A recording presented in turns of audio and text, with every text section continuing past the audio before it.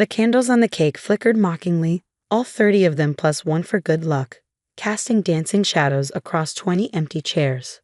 The waitstaff at Bella Vista tried not to make eye contact as they passed my table, the one I'd reserved months ago for my milestone birthday dinner. The champagne sat unopened, the appetizers untouched, and my phone remained silent except for the soft jazz playing through the restaurant's speakers.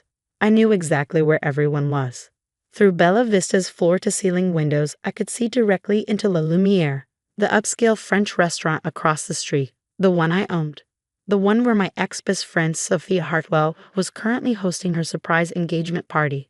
Surprise to the guests, not to me. I'd approved the reservation myself 2 weeks ago, though my manager had no idea of the connection. Inside the Lumiere, I could see the warm glow of celebration. Shadows of people mingling, laughing, toasting.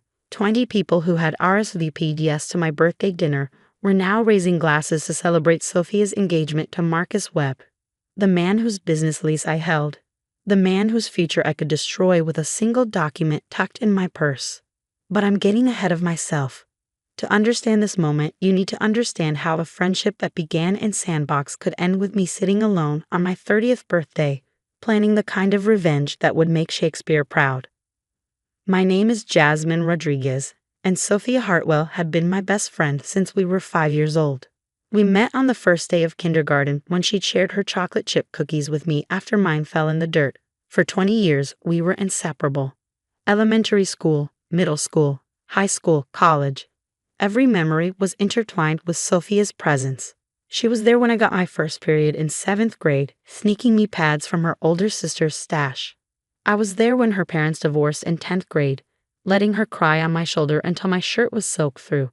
We got matching tattoos at 18, tiny stars on our wrists, to remind us we're always connected, she'd said.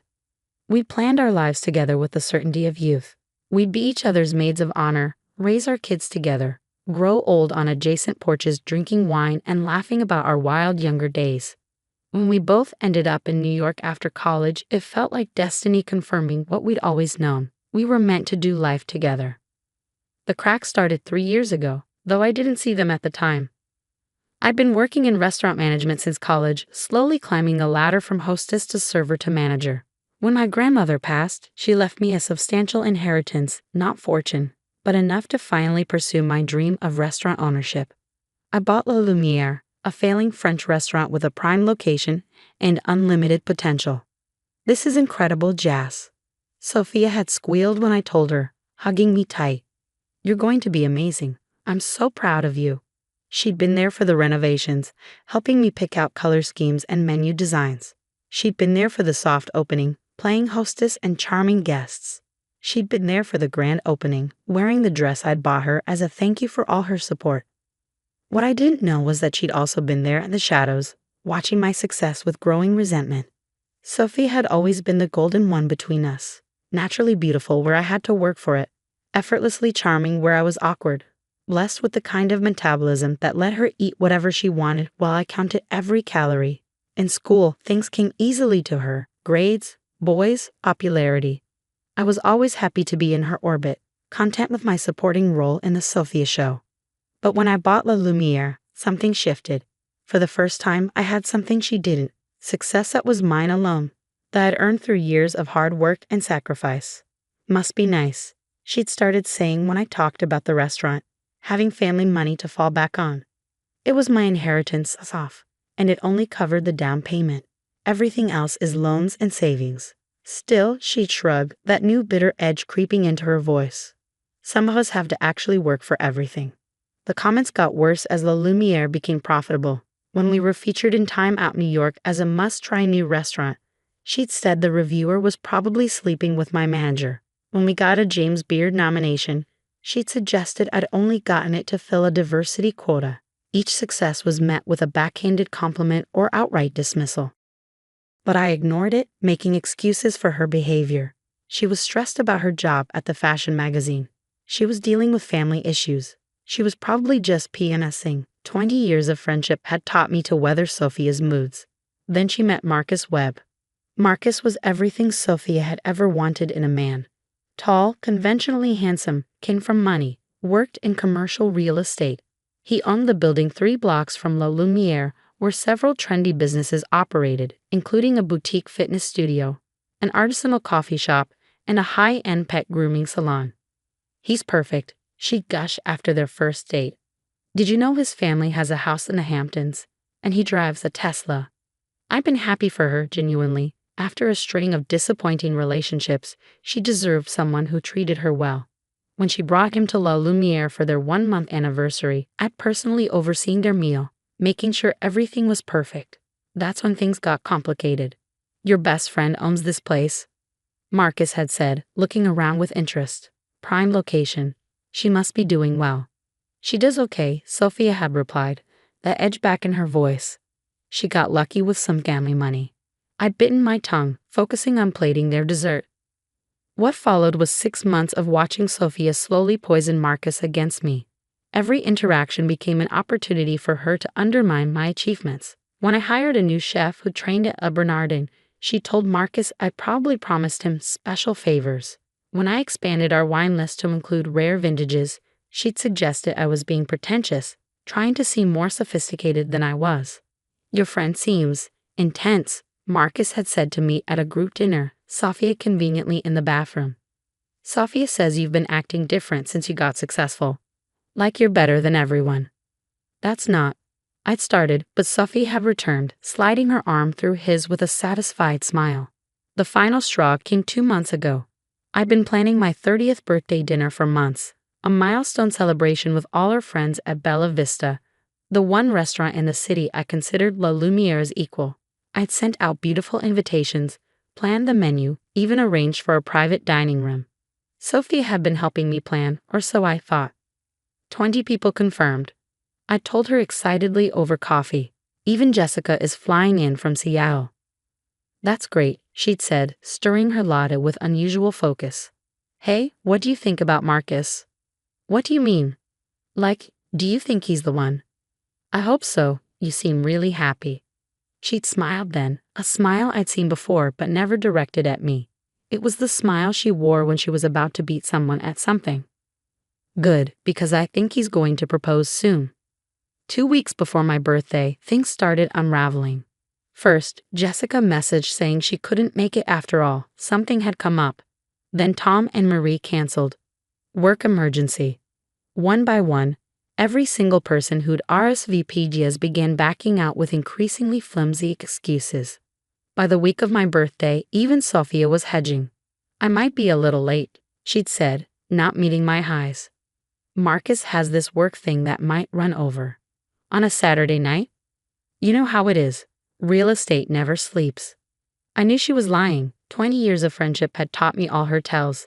The way she played with her hair when she was nervous, how her voice went up half an octave when she was being dishonest. But I still held out hope. Surely she wouldn't miss my 30th birthday. Not after everything we'd been through. The day of my birthday, I'd arrived at Bella Vista at 7:45 for our 8 p.m. reservation. I'd worn my favorite dress, the red one Sophia had helped me pick out for my restaurant's first anniversary. I had my hair and makeup professionally done. I was ready to celebrate 3 decades of life with the people I loved most.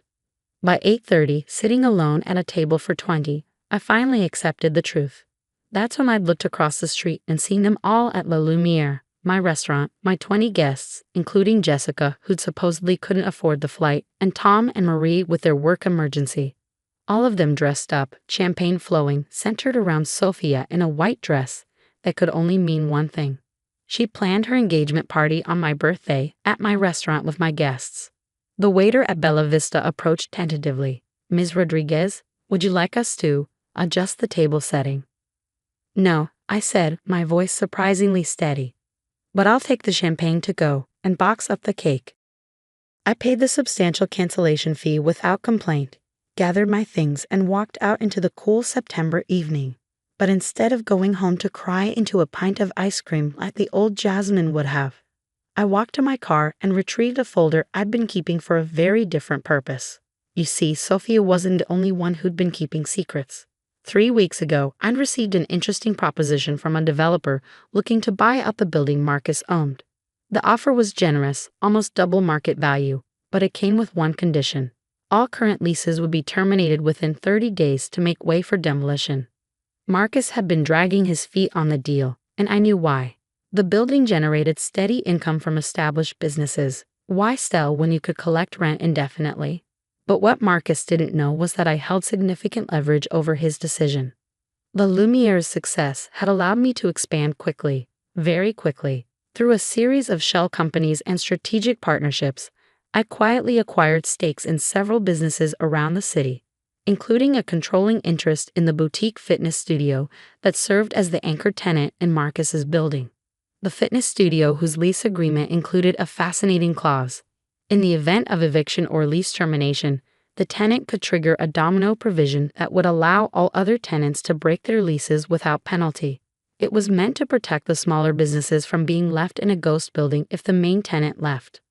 Marcus's entire rental income depended on keeping that fitness studio happy. And the fitness studio? Well, they answered to me. I stood outside the Lumiere for a moment, looking through the windows at the celebration inside. Sophia was showing off her ring, impressive, probably cost Marcus a fortune. Our mutual friends were cooing over it, taking photos, raising toast after toast. The same friends who couldn't make it to my birthday dinner. I could see Marcus near the bar, laughing with his brothers, probably telling the story of his proposal. He looked happy, confident, secure in his future with my former best friend. Time to change that. I walked into my own restaurant with the authority of an owner. The hostess recognized me immediately, her face flushing with embarrassment. Ms. Rodriguez, we didn't expect. It's fine, Amber. I know about the party. Is Henry working tonight? Henry was my general manager, who clearly approved this booking without realizing the connection. He's in the kitchen, but... Perfect. I'll just pop into the party for a moment. I walked through the dining room, my heels clicking on the hardwood floors I personally selected. Heads turned as I entered the private dining area where the engagement party was in full swing. The conversations gradually died as people recognized me, 20 guilty faces turning in my direction. Jasmine. Sophia's voice was artificially bright, her smile not reaching her eyes. What are you doing here? It's my birthday, I said simply, and I noticed all my dinner guests were here, so I thought I'd join the party. Congratulations on your engagement. The room was silent enough to hear the champagne bubbles popping. Sophia stammered, for once at a loss for words. No need to explain, I continued, pulling the folder from my purse. I actually have a gift for you both. Well, more for Marcus, really. Marcus stepped forward, his confidence wavering. Jasmine, this isn't what it looks like. An engagement party scheduled on my birthday, at my restaurant, with all my invited guests. I tilted my head. What else could it look like? I handed him the folder. This is an eviction notice for web commercial properties, effective in 30 days. FitLife Studio is terminating their lease and triggering the domino clause. Your other tenants should be receiving similar notices by Monday. His face went pale as he scanned the documents. You can't do this. FitLife doesn't have grounds. Actually, they do. Failure to maintain property standards, specifically the HVAC system that's been under repair for 6 months. Their members are complaining about the lack of air conditioning. As the majority stakeholder, I've advised them to seek better accommodations. You own FitLife. His voice cracked. Surprise? I turned to address the room. Oh, and for those of you who were so disappointed to miss my birthday dinner, don't worry. I'll be using the deposit from tonight's party to throw myself an even better one. Sophia, that deposit was $5,000, by the way. Non-refundable per the contract you signed. Sophia's face had gone from red to white. Jas, please. This is my engagement party. Don't ruin. Ruin it?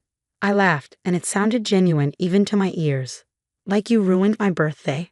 Like you've tried to ruin every good thing in my life since I bought this place. I looked around the room at people I considered friends. You all made your choice. You chose her party over my birthday, and that's fine. But choices have consequences. Turning back to Marcus, I added, the developer's offer expires Monday at noon. Without your rental income, I imagine you'll find it much more appealing. Congratulations on your engagement. I hope it's worth it. I walked out of my own restaurant, leaving behind stunned silence and the ruins of a party that had been built on the destruction of mine. Behind me, I could hear voices rising. Marcus demanding answers, Sophia trying to explain, guests murmuring about leaving. Outside, I sat in my car and finally let myself cry, not from sadness, but from relief. 20 years of friendship had ended, but so had 20 years of being second place in my own life. 20 years of making excuses for someone who would plan an engagement party on my birthday just to hurt me. My phone buzzed. A text from Jessica. "I'm so sorry. She told us you canceled your dinner, that you were too busy with the restaurant to celebrate." I didn't respond. There was nothing to say. 3 days later, Marcus accepted the developer's offer. Without his rental income and facing massive vacancy, he had no choice. The building would be demolished within the year, making way for luxury condos that he'd have no part in. Sophia called me dozens of times, leaving increasingly frantic voicemails. First apologizing, then angry, then begging. I deleted them all unheard. When she showed up at La Lumiere, I had security escort her out. When she tried to ambush me at my apartment, I threatened a restraining order. The engagement lasted exactly 3 weeks after the party. Marcus, facing financial pressure and realizing Sophia had orchestrated the entire disaster, called it off. She'd wanted the ring, the status, the perfect Instagram life. He'd wanted a partner who wouldn't destroy friendships for petty revenge. A month after my birthday disaster, I threw myself another party. This time at La Lumiere, with the staff who'd become my real family and a few genuine friends who'd reached out after hearing what happened. It was smaller than what I'd planned, but infinitely more meaningful. Henry, my manager, raised a toast. To Jasmine, who knows that the best revenge isn't a dish served cold, it's a successful restaurant served with class. 6 months later, I ran into Sophia at a coffee shop. She looked smaller somehow, diminished. The designer clothes were gone, replaced with off-the-rack basics. The entitled confidence had faded into something more like wariness. "Jas," she said quietly. I could have walked away. Should have, probably. But curiosity won. "Sophia." "I'm sorry," she said, the words tumbling out. "I was jealous and petty and cruel. You didn't deserve what I did." "No," I agreed. "I didn't. I lost everything," she continued. "Marcus, my friends, my reputation, even my job. Turns out plotting against your best friend doesn't look good when it goes viral on social media. Someone had filmed my confrontation at the party. I'd seen the video titled "Birthday Girl's Epic Revenge on Fake Friend." 3 million views and counting. "I miss you," she said finally. I looked at this person I'd once loved like a sister, who'd shared my secrets and dreams, who'd chosen to hurt me in the cruelest way possible. "I miss who I thought you were," I said honestly, but that person probably never existed. I left her there with her cold coffee and warm regrets. La Lumiere continues to thrive. We're opening a second location next year, in the space where Marcus's building once stood. I've offered to name a dish after him, Marcus's Folly, a dessert that looks sweet but leaves a bitter aftertaste. My 31st birthday is coming up. This time, I'm keeping it simple, just dinner with my real friends, the ones who've proven their loyalty isn't conditional on my failure. And if someone doesn't show up, well, I own the restaurant. Their loss will be literal. I've instituted a no-show fee. Sometimes the best birthday gift is discovering who your real friends are, even if that discovery comes with an empty table for 20 and a broken heart. But hearts heal, restaurants flourish, and somewhere in this city, Sophia Hartwell is learning that when you plan someone else's downfall, you better make sure they're not standing on ground you don't own. Because ownership, like revenge, is a dish best served at exactly the right temperature. And I always know how to set the heat. I kept the extra key to Grandma May's bungalow on the same lanyard as my work badge, the metal knocking against plastic every time I bent to unlock the clinic door. It reminded me that there was always one more thing to open for someone else. My name is Kaya Weaver. I'm 31 and I work as a bookkeeper at a physical therapy clinic on the south side of our county. Numbers are the part of life that makes sense to me. Due dates, invoices, the way a column adds up whether or not you feel like it should. My younger brother Caleb is 28. His wife Isabel just turned 27. Our parents, Rosalind and Herbert, are in their early 60s. Mom is 62, Dad is 64. When Grandma May died in January at 86, Dad was named executor. Probate started in February. It's been slow, like everyone warned us it would be. Caleb and Isabel moved into the bungalow just until probate wraps, with Mom saying it was good to keep a presence in the house. The county bills property taxes quarterly, February 3rd and May 1st, so far this year, when Mom asked me to keep the taxes current while we get the estate accounts set up. I put my card on the county portal because late fees are predictable and avoidable. 2 cycles at $874 each. I also fronted $300 to a plumber named Eli to swap out a corroded sink trap that was leaking into the cabinet, and $45 to Brian, a guy I found on the neighborhood page, for an early mow when the grass started looking judgmental. $293 total. I kept every receipt in a folder labeled May Estate Carry. The key lived on my lanyard because I was the one who met Eli and waited for the water to run clear. The extra key meant my lunch hour turned into errands, flushing a toilet that had a slow fill, checking the breaker when the dryer tripped. I told myself this was temporary. I told myself Caleb and Isabel were camping, not moving. On the last Wednesday in May, we had dinner at my parents' house, roast chicken, salad, a pan of rice.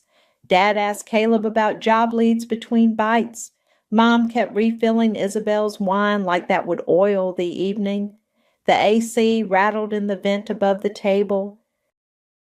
Isabel ate fast. She didn't look up when she shoved her plate across the table at me. "Make yourself useful," she said, like I was part of the dishwasher cycle. The ceramic scraped loud on wood and the sound went through my teeth. I stared at the blue smudge of gravy she'd left at the rim. Caleb glanced at me, then away. Mom made a face I know too well, the one that wants to disappear a moment without naming it. Dad's fork paused, then kept going. The air felt hot, like we'd all agreed to pretend this was fine. I set the plate back in front of Isabel. "I'm not the help," I said. My voice was even. I didn't yell. It still landed like a coin in a quiet room. She rolled her eyes. "Okay, wow." "Kaya," Mom said, soft and warning, the word she uses like a potholder to pick up a problem. "I have to go," I said, standing. "I've got an early start tomorrow." In the car, I sat with my hands on the steering wheel and let my breath catch up. The key on my lanyard tapped the dash. I thought about the last few months, the day I put my card into the county website because Mom asked and nobody else had a card handy, the way I texted Caleb the Eli invoice and got a thumbs up emoji instead of money, Isabel posting a story about free rent with a winking face like the house was a prank the universe pulled for her benefit. At home, I kicked off my shoes and opened my laptop on the kitchen counter. The good thing about numbers is they don't require courage. They just require you to type them. I pulled up the county portal and clicked off auto pay. I opened the water and electric accounts, the ones where I had added my card temporarily so the lights wouldn't get shut off while names were changing, and I removed my payment method. I scrolled my spreadsheet, May Estate Carry, and added a line at the bottom, May 29th. Stopped all auto pay tied to Kaya's card. I didn't send a text. I didn't write a paragraph I'd regret. I made one more note to myself, June 1st, email with totals and a plan. Then I hung the lanyard with the key on a hook by my door, not around my neck. The metal didn't knock against anything. The quiet felt like a decision. The next morning I came in early before the first patient's gait training clacked down the hall. The clinic smelled like coffee and disinfectant. I set my mug by the keyboard, pulled up my spreadsheet, and drafted the email I'd promised myself I would send. Subject: May bungalow expenses and next steps. Action needed by June 30th. I wrote it clean and neutral. No adjectives that could argue later. As of June 1st, I will not cover any further house expenses. Current balance due to me for house costs paid. Property tax, Feb 1, $874. Property tax, May 4, $874. Plumber, Eli Jackson. Sink trap, $300. Lawn mow, Brian Woods, $45. Total, $293. Please set a repayment plan by June 30th or pay in full by that date. If no plan is in place by June 30th, I will ask Dad as executor to transition the house to a rental with market rate rent, effective July. I attach PDFs of the county receipts and the invoices. I CC'd Mom and Dad. I kept the tone factual, the way I do past due notices at work, dates, amounts, what happens next. I read it twice out loud in an empty office, then scheduled it to send at 8 a.m. on June 1st. Numbers don't need courage, but hitting send still does. Scheduling it gave me a small runway. Between calls, I opened tabs for the utilities. I'd already removed my card last night. Now I went a step further. I called the electric company and waited through 3 loops of hold music. When a woman picked up, I gave the account number and asked to remove my email and access from the account and add Dad's estate mailing address and Caleb's phone number as the primary contact. She said they needed authorization from the account holder. The account holder is the estate of May C.O. Herbert, I said. He's my father. He's CC'd on an email to occupants to handle updates. I can conference him in. We 3-way called. Dad answered a gruff voice like I'd woken him up, but he gave the okay, polite and brief. We did the same with water. I wrote the confirmation numbers on a sticky note and then into the spreadsheet. Then I archived the file, a little ritual in my brain that felt like closing a tab that had been opened too long. I still had the folder with receipts, but the active part of this wasn't mine anymore. At lunch, I ate a Tupperware salad and avoided my phone. I knew what Mom's voice would sound like. I still jumped when it rang. "Hi, honey," she said, sugar sad like I'd broken my arm and she was trying not to cry. "I saw your email draft in Dad's inbox. Do we need to be so formal?" "It's just clear, Mom," I said. "It's dates and amounts." She sighed. "I know it's been a lot. Just float it till Christmas. We'll be in a better place by then. Caleb's interviewing. The estate account is taken forever, which you know how these things go." "I do," I said. "That's why I'm setting a date." "No, Mom. I'm not a bank." There was a soft clink on her end like she set a spoon down. "You're not being very helpful." "I've been helpful," I said. "I paid $2,093 to keep the county off our backs and the water running. I'm asking to be repaid in a plan if needed. If they can't, the house needs to pay its own way." A stretch of quiet pulled in the line. She hates silence. It means the thing isn't fixing itself. Finally, "I'll talk to Caleb." "Okay," I said.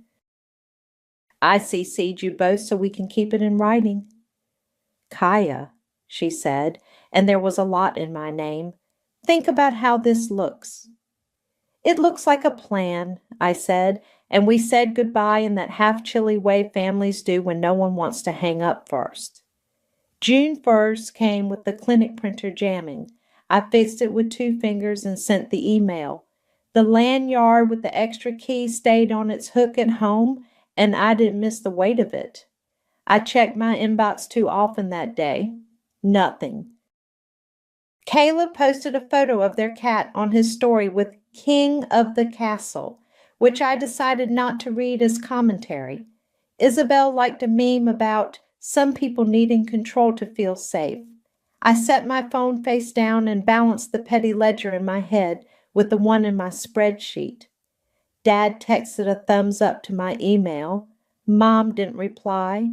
The house sat 3 miles away, with my grandmother's curtain still in the front window and an electric bill that would come, whether anyone opened it or not. On June 2nd, Saturday, I went to the farmer's market and bought green beans I didn't need. I didn't drive by the bungalow. I vacuumed the crumbs out of my car and found one of Grandma's church bulletins under the seat from January, the date circled in blue ink. I put it in the glove box instead of the trash. June 3rd, Monday came and went. The inbox stayed quiet. No plan, no acknowledgement.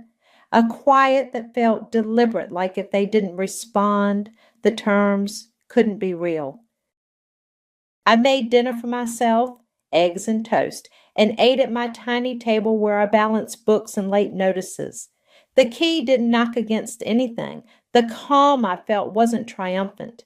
It was like standing on both feet after balancing too long on one. The date was set. The math was done. Now I waited. The paper was the exact yellow of a highlighter, and it flapped a little in the breeze. Taped right to Grandma's bungalow door at eye level, county solid waste, delinquent notice. Past due amount $194.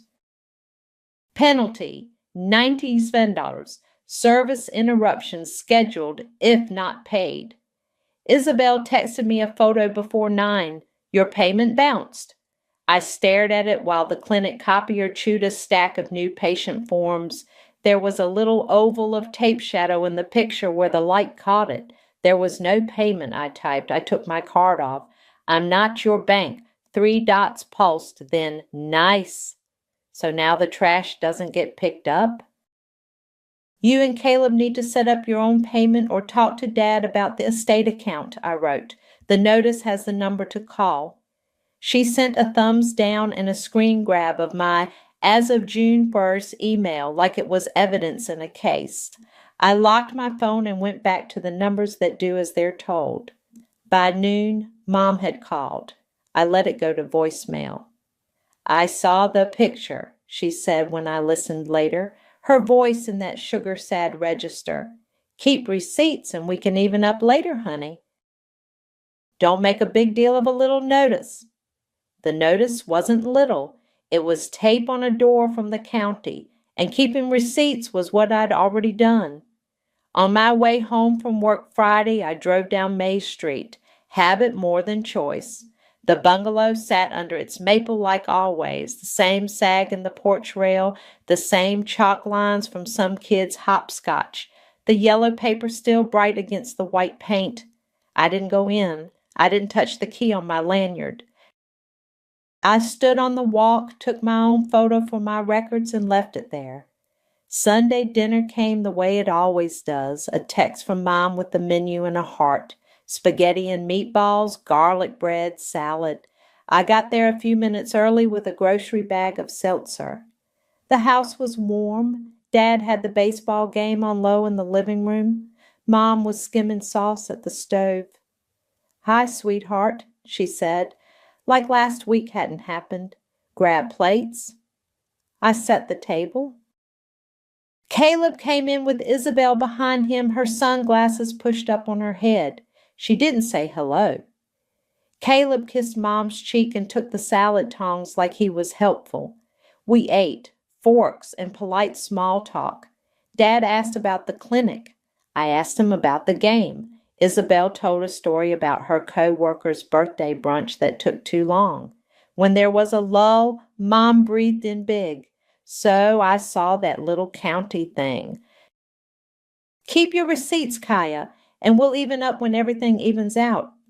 I put my fork down. The receipts are already kept, I said. The balance is $2,093.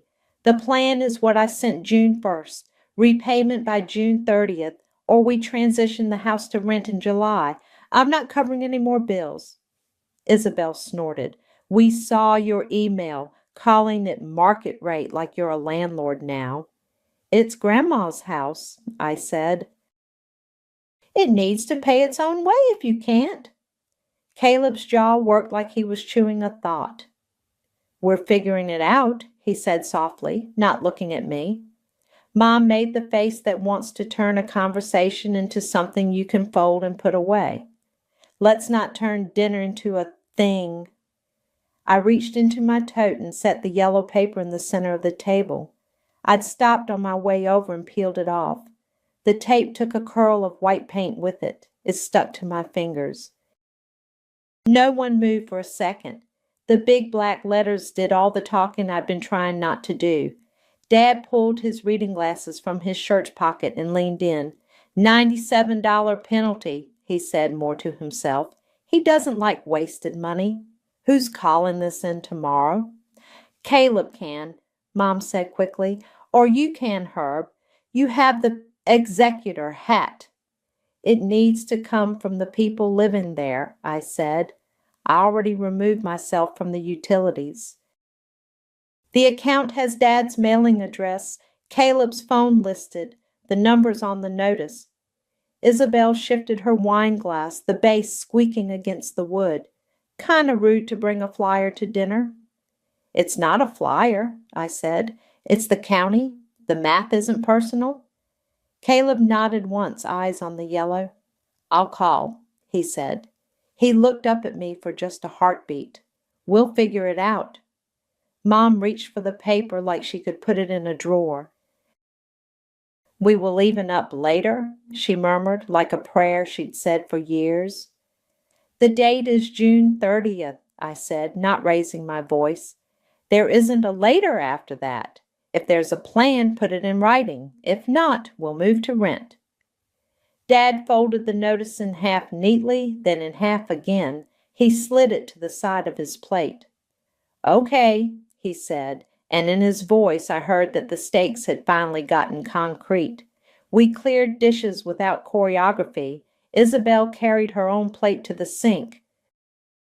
Caleb took the trash bag out, tied it in a knot I knew he'd have to fix later. When I left, I slipped the folded notice back into my tote. Paper matters, dates matter. The tape had left a little dust of paint on the edge, a reminder you can feel when you run your thumb over it. On Monday after work, there was a knock that sounded like someone being polite on purpose. I wiped my hands on a dish towel and opened the door to Reagan from Grandma's street. We'd met in March when I waited for Eli to fix the sink. She'd walked over with her dog in a welcome to the block tone, and I'd given her my number for emergencies before I knew what that would invite. She held up her phone now, a photo already open. The bungalow's lawn tall and seedy, crabgrass seaming the sidewalk, the maple dropping helicopters in drips. I'm sorry to bother you, she said. It's getting a little out of hand? The city mows after notice sometimes, and they charge. I appreciate you coming by, I said. I wanted to fix it. My fingers actually itched to text Brian. I'm not handling day-to-day anymore. Caleb and Isabel are living there. I can connect you. She nodded, relieved to have a direction for her worry. I sent a quick group text. Hi, Reagan lives next door to the bungalow and has a lawn concern. Looping you in, Isabel and Caleb. Then I put my phone face down on the counter and stood there with the discomfort like it was a guest I didn't want, but had to make tea for. Boundaries are boring to enforce. They also work. When I picked the phone back up 15 minutes later, Isabel had replied with a thumbs up and we're on it. No other words. I let that be enough. At the clinic on Tuesday, I printed the electric and water removal of authorized user confirmations and slid them into the back of the May estate carry folder. I added the confirmation numbers to my spreadsheet in small numbers that made my brain feel smooth. I checked off take my email off trash on a sticky note and tossed it. The county didn't let you manage solid waste online easily, so that one had been old school phone calls last week with Dad on the line. Done. Isabel posted a story at lunch that said in white letters over a picture of an iced coffee, some people love control. I love freedom. I closed the app and reconciled the copays. The numbers don't care what you call them. They just add. Mom tried a new angle that night. She called while I was stirring pasta and didn't bother pretending she was asking about my day.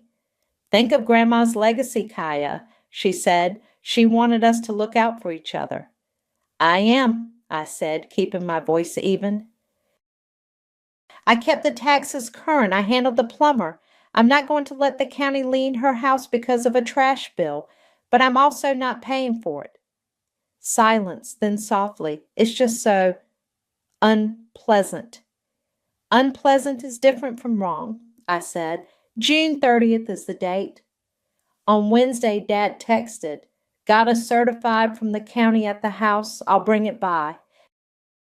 He showed up at the clinic between patients in his work polo, the envelope green striped with that official look that makes your stomach think about running. He handed it to me without a speech. Came to my address, he said. Estate of May, C.O. me. I slipped a finger under the flap and read on the counter by the copier, Notice of Lion Intent, Solid Waste Service. Past due $194, penalty $97, administrative fee $15, total $36. Balance must be paid by June 25 to avoid lien certification to ad valorem tax roll. It listed the parcel number and the bungalow's address, all in bold like a teacher making sure you copied it right. Dad tapped the paper with one finger. Concrete enough for you, he said, trying to make a joke out of it and failing.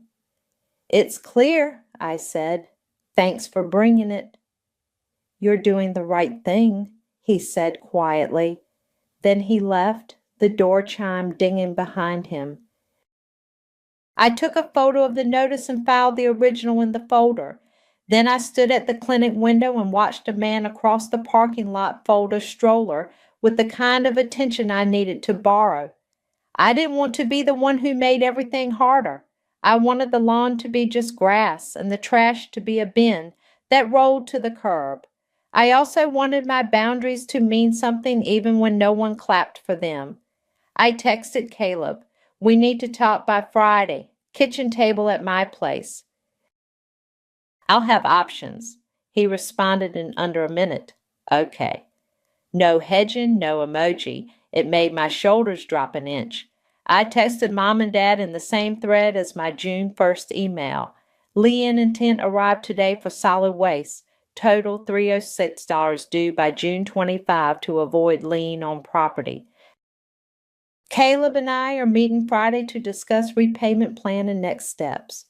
Mom sent a heart, then a minute later. Thank you for keeping track of everything, honey. It read like she was trying on gratitude to see if it fit. That evening I drove past the bungalow out of habit.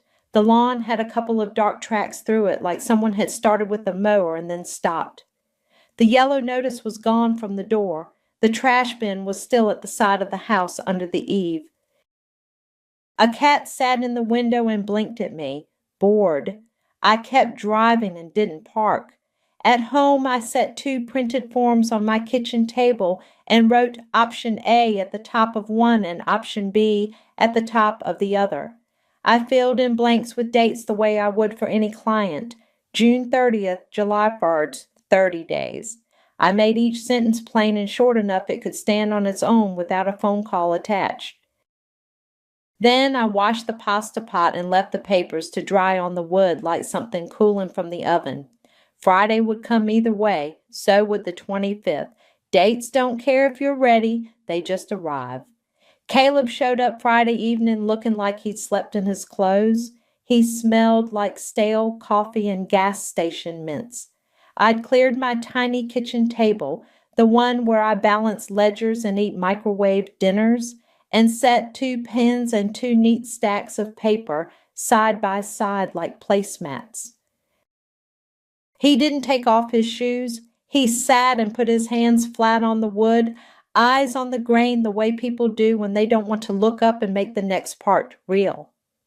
I'm sorry, he said before I could start. I thought you had it. The last 2 words were small. I had it, I said, and I stopped having it on June 1st. He nodded, winced like the nod hurt. Isabel's been overwhelmed. The estate account is still, Dad says the bank wants more forms. He trailed off. Our card is maxed. The car needs brakes. It's just, he gestured at the air. I slid the first stack across the table, the one labeled at the top in plain font, option A, repayment and move-out agreement. Option A, I said. You repay what I covered, $2,093 at $150 per month. First payment due on your move-out date. You move out within 30 days of today by Sunday, July 7th. You keep all utilities and the trash current until you leave.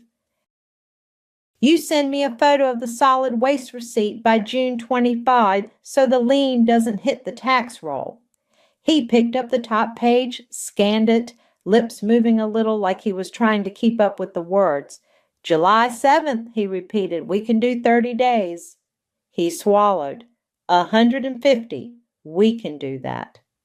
I slid the second stack over. Option B, lease.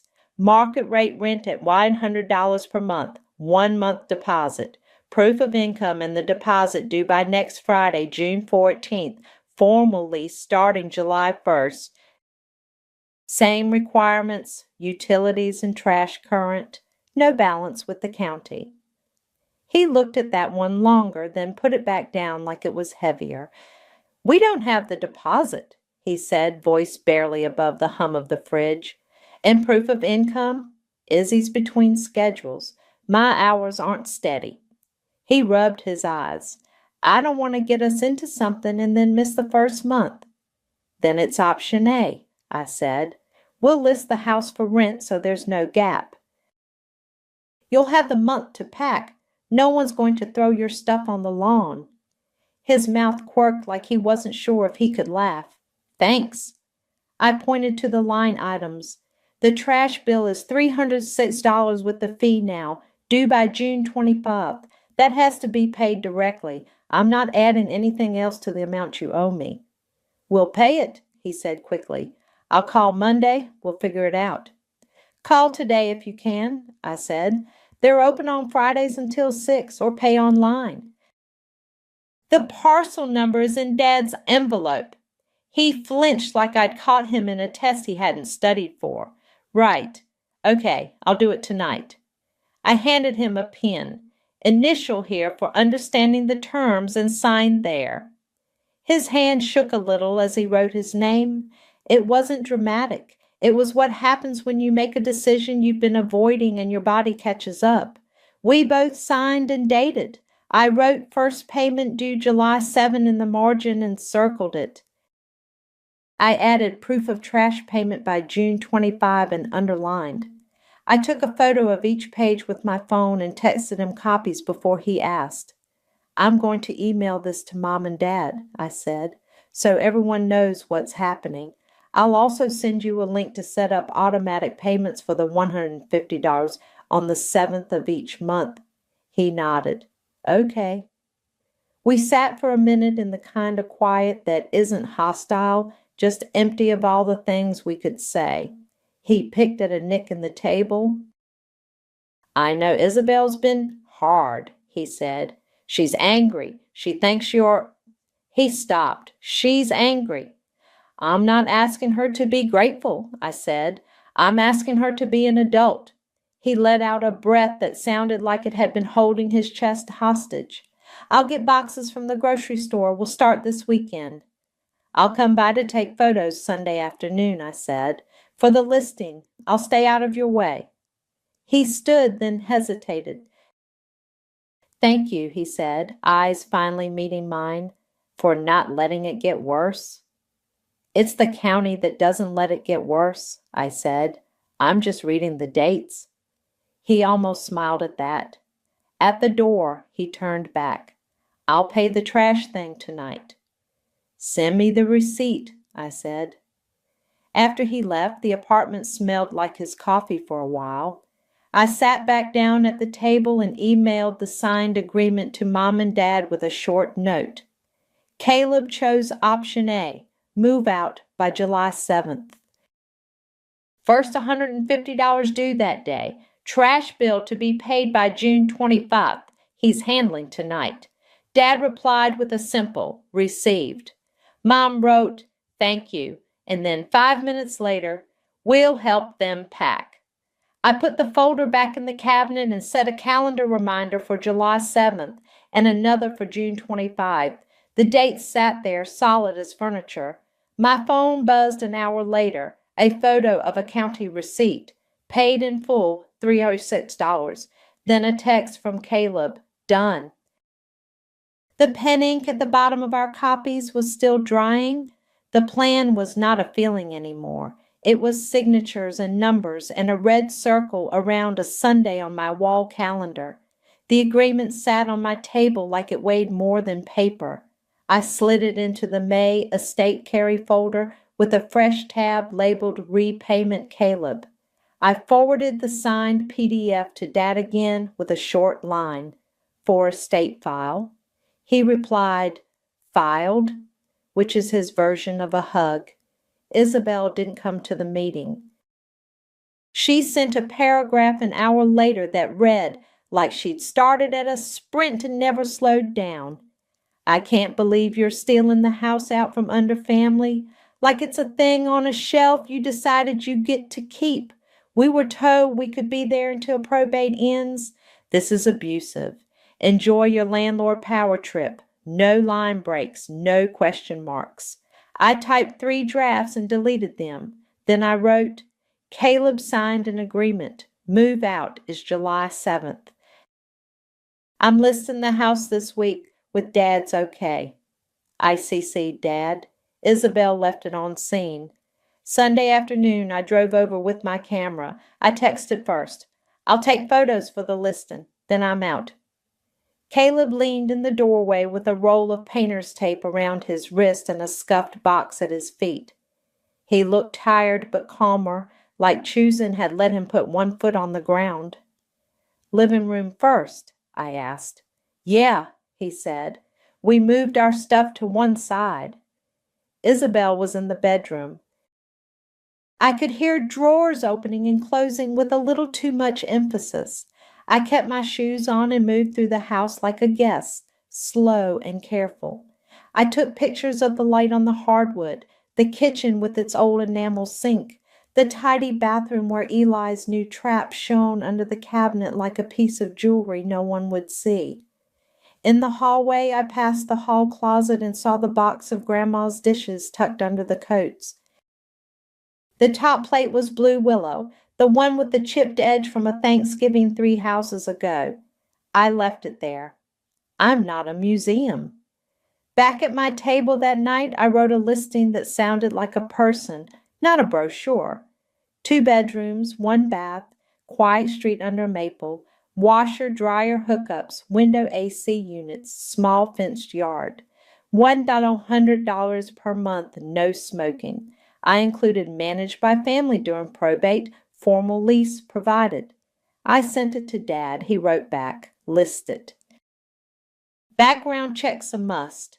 I posted it on the local rental page and a site that charges $20 to screen.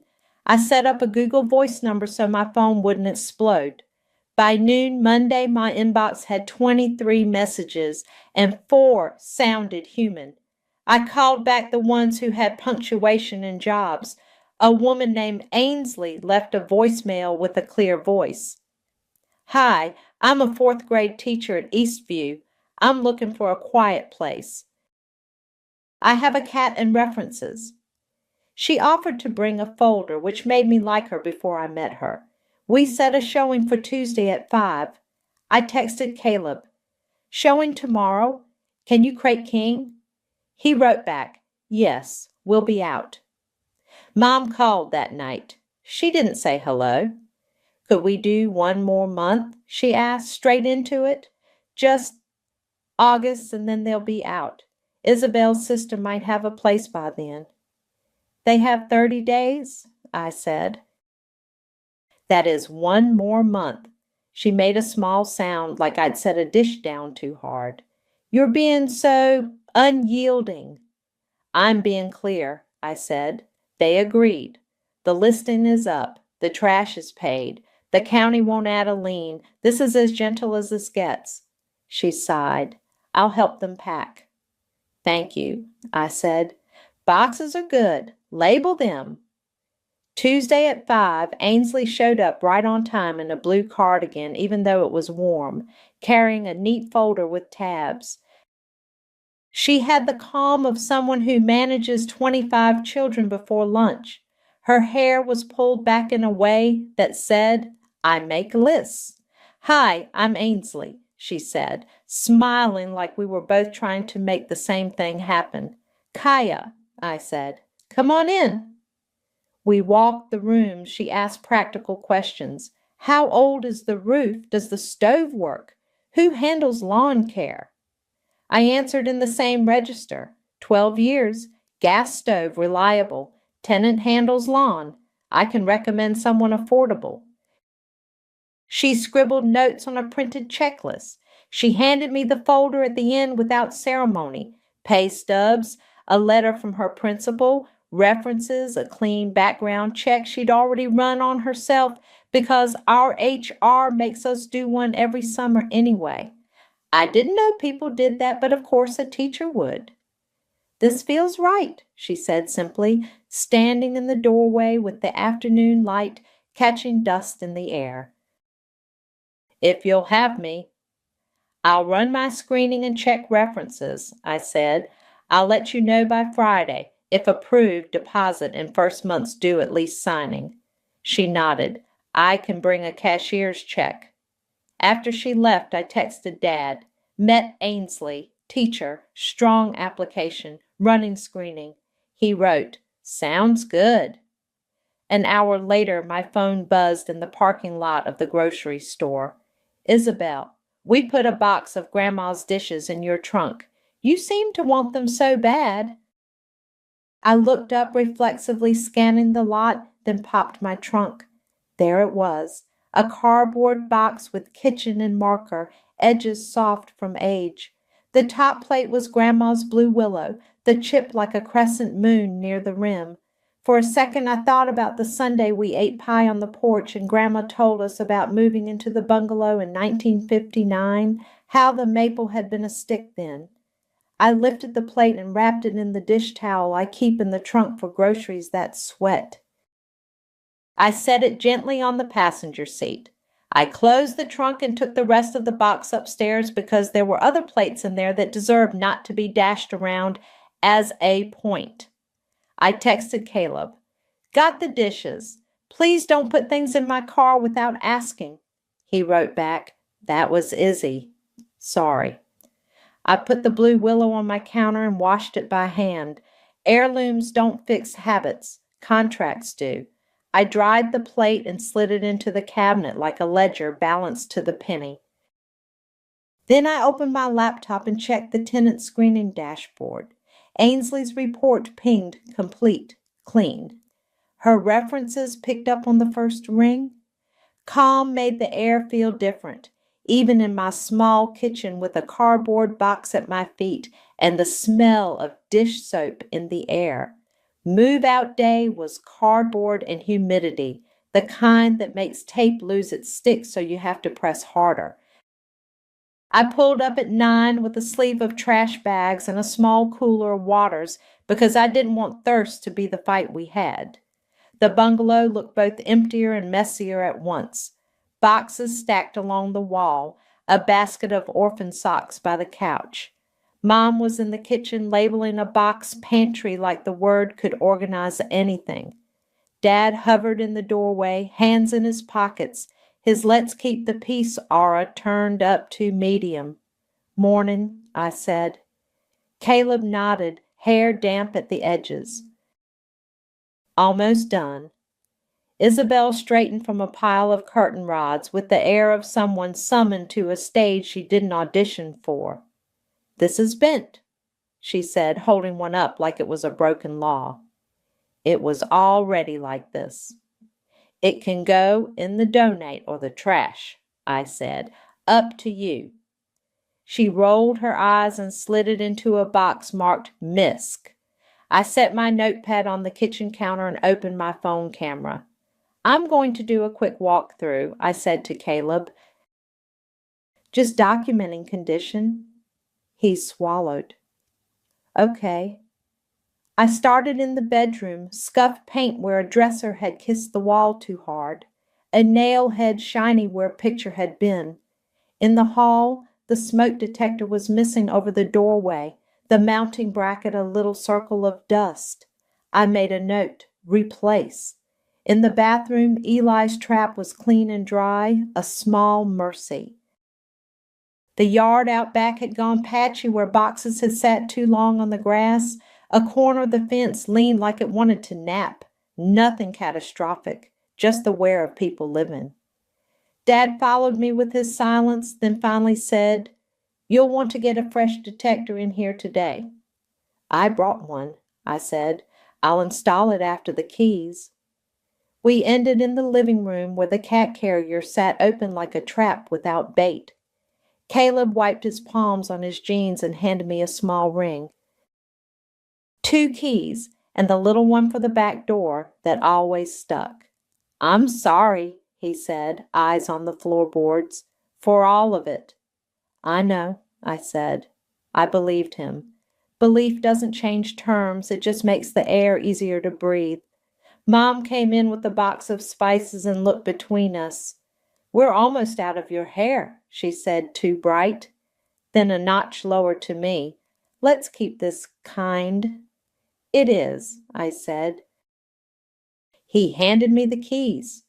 Isabel brushed past with a grocery bag of cleaning supplies, the plastic squeaking. "Enjoy your little empire," she muttered. "It's Grandma's house," I said steady, "and it's not a toy." She gave a dry laugh and kept walking. They loaded the last boxes. Dad tied the hatch of the SUV with a bungee cord that had seen other summers. Mom hugged me in a way that was mostly about her own arms. Caleb stood with his hands on the top of the cat carrier like he needed to feel something solid. "We'll start the payments," he said. "I set the auto pay for today." "Okay," I said. "Send me a screenshot if you want, but I'll see it." They pulled away. The quiet after a car leaves is a particular kind of loud. I stood in the doorway for a minute, then called the locksmith. He came at 4, a guy with a baseball cap and an efficient way of carrying 3 things in one hand. 2 deadbolts, 1 knob, he said, taking in the doors with a practiced glance. "Front and back," I said. "New keys, 2 sets." While he worked, I installed the smoke detector, balancing on Grandma's old step stool, the wood worn where her feet had been. I took one last pass through with the mop, wiped the counters. I texted Ainsley, "Keys ready, lease signing at 6, okay?" She replied, "Yes, I have the cashier's check." "See you then." At a little before 6, Ainsley walked up the path with a folder and a paper bag. "Figured you might not have paper towels here yet," she said, setting the bag on the counter. "Also a plant. It's hard to move into a place without something alive."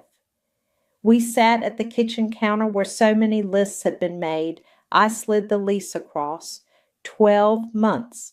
Wiring $100 per month. Deposit equal to 1 month. Move in July 9 with prorated rent for the rest of July. She read each page, initialed neatly where I'd flagged with tabs. I initialed and signed. We exchanged keys and the envelope from the bank with a stamped receipt. I gave her a 1-page sheet with trash day, the utility contact info, and call Eli if the sink ever starts talking again. "Thank you," she said, not effusive, just genuine. "This feels good." "It does," I said. "Welcome." She left, promising to bring the cat on Tuesday. The house felt like a held breath finally let out. As the porch light clicked on, my phone buzzed. "Deposit posted," the bank app said in its neutral font. Then another buzz. "ACH payment received, $150. Caleb's name next to the line like a small completion. I sat on the step with the plant Ainsley had brought, a pathos already trying to climb, and watched the maple shift against the pink of a July evening. The door behind me clicked shut with its new tumblers, the old keys useless in the pockets they used to belong to. I could feel the shape of the day in my shoulders, the weight of cardboard, the scrape of ceramic, the press of tape, a ledger balanced in ways you can't always show someone on a spreadsheet. Tomorrow I'd post the rented update. Tonight I locked up and drove home with the windows down, the lanyard light on its hook and nothing knocking against me. By the time the maple out front started dropping a few crisp leaves onto the sidewalk, the house had a rhythm that didn't need me to count for it. Ainsley set up autopay from her bank. The first full month rent hit on the first with a little ping that I didn't have to watch for. Dad finally got the estate account squared with the bank, forms signed, checks ordered, and he reimbursed me from July's prorate and August's rent. Caleb's $150 came through on the 7th again with the same neutral subject line. I opened my spreadsheet, typed in the deposits, and watched the balance I'd carried since February finally click to zero. I closed the file and put the paper folder back in the cabinet like a tool you keep because it's useful, not because you like it. Ainsley hung a little wine chime by the back door and planted herbs in a row of chipped mugs along the porch rail. She texted me once about the mower. "Do you have a recommendation?" I sent her Brian's number and a sentence about his fair rates. The next time I drove by, the lawn had the neat look of someone who makes a living, making edges line up. Reagan waved from her driveway and gave me a thumbs up. That was all the conversation we needed. Mom switched Sunday dinner to a group text with assignments. "I'll do roast chicken," she wrote. "Bring a side." Isabel replied with salad and 3-leaf emojis. Caleb didn't make a joke. He just said, "bread." I volunteered the green beans because I had a farmer's market habit now. When we sat down, the table looked like us. A pan that had seen years of rice, a casserole dish with a crack glazed over, a bowl of too much salad. Dad poured iced tea and nodded at me. "Thanks for handling the county thing, Kaya," he said, quiet, eyes on his plate like he didn't want to spook the moment. "We all handled what was ours," I said. It was true. He took the executor calls. Caleb paid the trash before the lien date and set the $150 on autopay without me sending reminders. Mom labeled boxes and had the hard conversation with herself about one more month. Isabel packed the house even if she grumbled. I listed, screened, and signed. The math added up because everyone finally picked up their numbers. Caleb buttered bread and bumped my shoulder with his like we were kids at a church picnic. "How's the tenant?" he asked. "She's good," I said. "Teacher. Pays on time." She brought me paper towels as a housewarming gift. Isabel glanced up at that, a small something moving behind her eyes. "That's nice," she said, and it wasn't barbed. Dad cleared his throat. "Trash day is Wednesday, right?" It was a joke. It landed soft. We smiled like people who had all been wrong in different ways and were trying to be less wrong now. After dinner, Mom stood at the sink and turned on the water without calling anyone to carry plates to her. She'd put a sticky note on the counter that said, "Please rinse and stack," with a smiley face. We obeyed the note like it was a rule passed by a kind committee. Isabel carried her plate to the sink and set it down gently. "I can take the recycling out," she said to no one in particular. She did. She came back, wiped a ring of water off the table with the side of her hand and sat. No speeches. Just the small work people do when they know what part is theirs. On my way out, Mom caught my arm.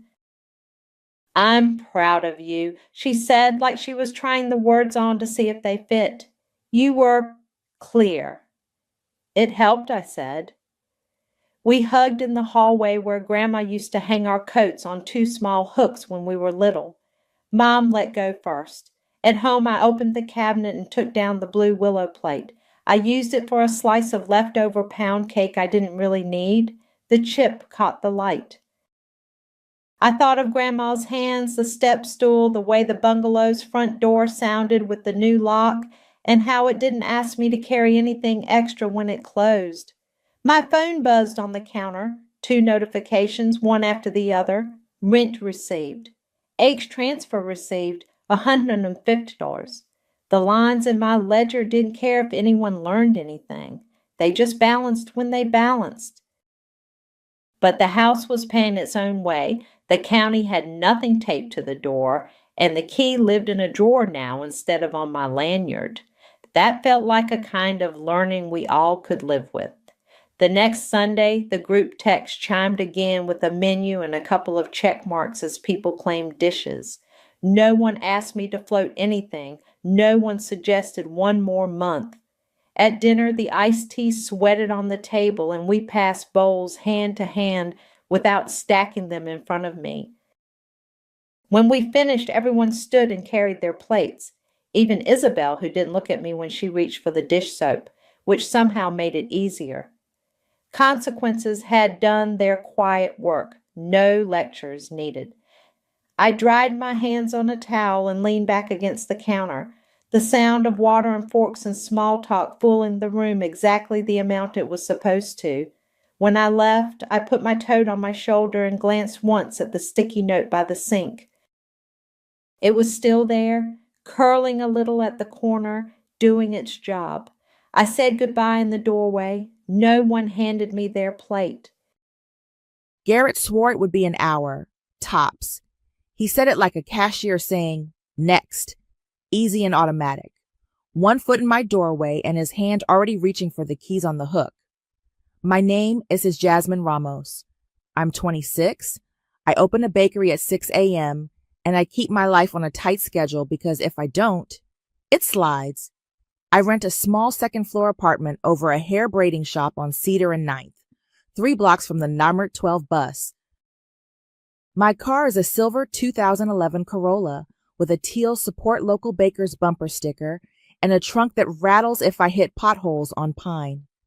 The spare key hangs on a nail by my kitchen light switch. I don't take it off the nail unless I have to.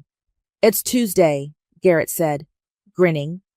Like that answered something. He's my cousin, 27, the kind of charming that makes waiters laugh and parking attendants wave him through. I gotta drop some papers before 5 and swing by a place. Can't wait. "An hour for real. I'll fill your tank." "It's 4:15, I said. I'd been home since noon, laundry folded, shoes by the door, alarm set for 4:40 a.m. I open tomorrow. "I know jazz," he said, and dipped his voice into the soft spot where family lives. "Blood, help me out. I'll be right back."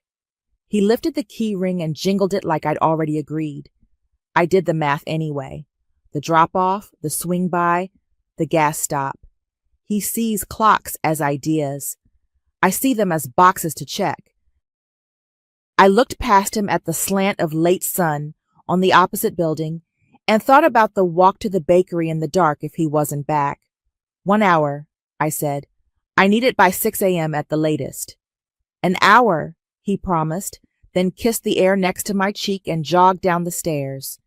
He drives like someone who thinks yellow means prove it, and the Corolla's engine note faded fast.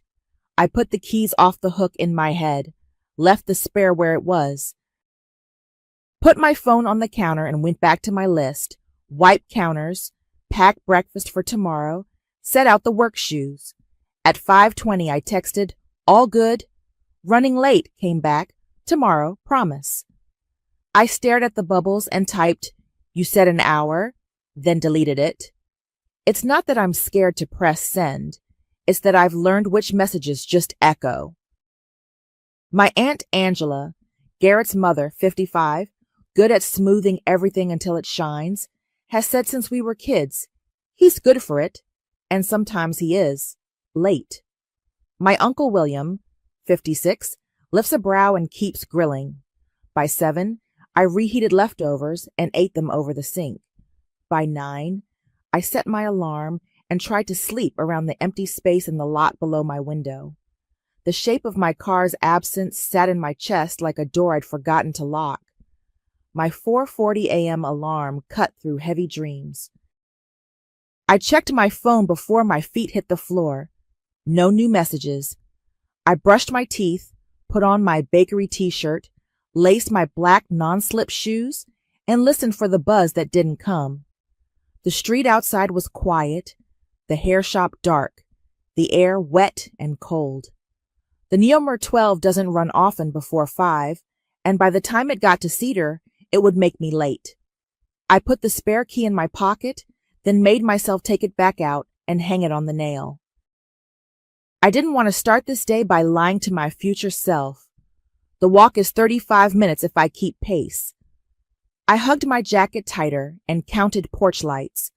A raccoon knocked something over in an alley, and I startled, then laughed at myself and kept moving. My calves burned by maple, then settled. The city before sunrise is mine for a little while. Trash trucks, a jogger, the smell of damp grass, and someone's bacon 3 buildings over. The bakery sits on 3rd and Larkin, 3 blocks from the river, windows fogged by the ovens we never really let cool. I got there at 5:56, breath clouding, and let myself in with the rolling shutter half open. The stainless counters reflected me back. Hair pulled tight, sweatshirt under the apron, eyes with not enough sleep. I fired up the mixers and checked the proofing baskets and did not check my phone more than once.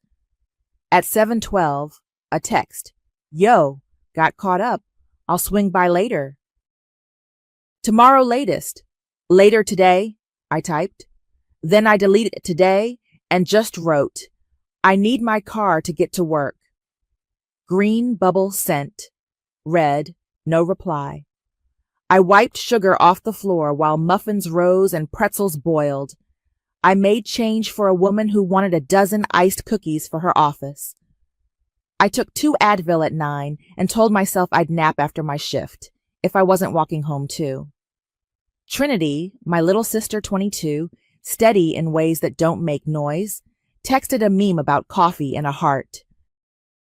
I sent back a thumbs up because I didn't want to get into it yet. She'll drive if I ask, but she works nights sometimes, and I hate asking if the need is my own soft boundary. By sunset Wednesday, Garrett sent another, tomorrow promise, like the word had become punctuation. I turned off my living room lamp and let the street wash its yellow over my wall. The Neomer 12 timetable glared up from the coffee table. I set my alarm again. By day 2, I was still walking, and Garrett was still promising tomorrow. By the 3rd morning, the air bit hard enough that my breath came out in little ghosts under the streetlights. Friday, 5 a.m., same route. My calves knew every crack in the sidewalk by then. Garrett had texted tomorrow, promise, twice since Tuesday. Wednesday night, and again Thursday at sunset. My name is still Jasmine, still 26, still the one with the 6 a.m. key. The Corolla was still gone from the lot below my window. The spare stayed on the nail by my kitchen light switch. I had looked at it twice, hand up, then let it hang. If I took it, that would be me managing his choices. I make enough dough at work. I'm not needing my family, too. Yesterday, Layla slid me a ride after her shift, tossed me a hop-in with her elbow as she balanced a tray of croissants and her car keys. She dropped me 3 blocks from my place and didn't make it a thing. I thanked her and said I'd be fine tomorrow. That was true for the walking part. The rest scraped. Friday, I watched the Neomer 12 rumble past the other side of Cedar while I crossed against the blinking hand. If I waited for the next one, I'd be late. So I walked faster. The sky went from black to wet blue while I counted porch lights, 12 on Cedar, 9 on Oak, 6 on Larkin. My fingers stung inside my sleeves, then went numb. A delivery truck hissed to a stop outside the bakery as I turned the corner. 6:04. I slid the shutter up, keyed in, and apologized out loud to the empty mixers. Edward came in at 6:20, hung his jacket, and clocked me with his eyes. He doesn't yell. He speaks in temps and times. He waited until the first batch of baguettes had hit the oven and I was at the triple sink, arms damp to the elbow, before he walked over. "You're good, Jazz," he said quietly, looking at a spot on the stainless. Not my face. "But I can't have you late." "I know," I said. Hot water ran over my wrists.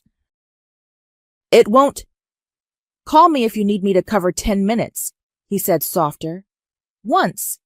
Maybe twice. Not a thing we do." "Got it." I rinsed a bowl and stacked it. He nodded and moved back to the schedule book. He never asks why. He knows enough to know we all have reason and that the croissants don't rise for any of them.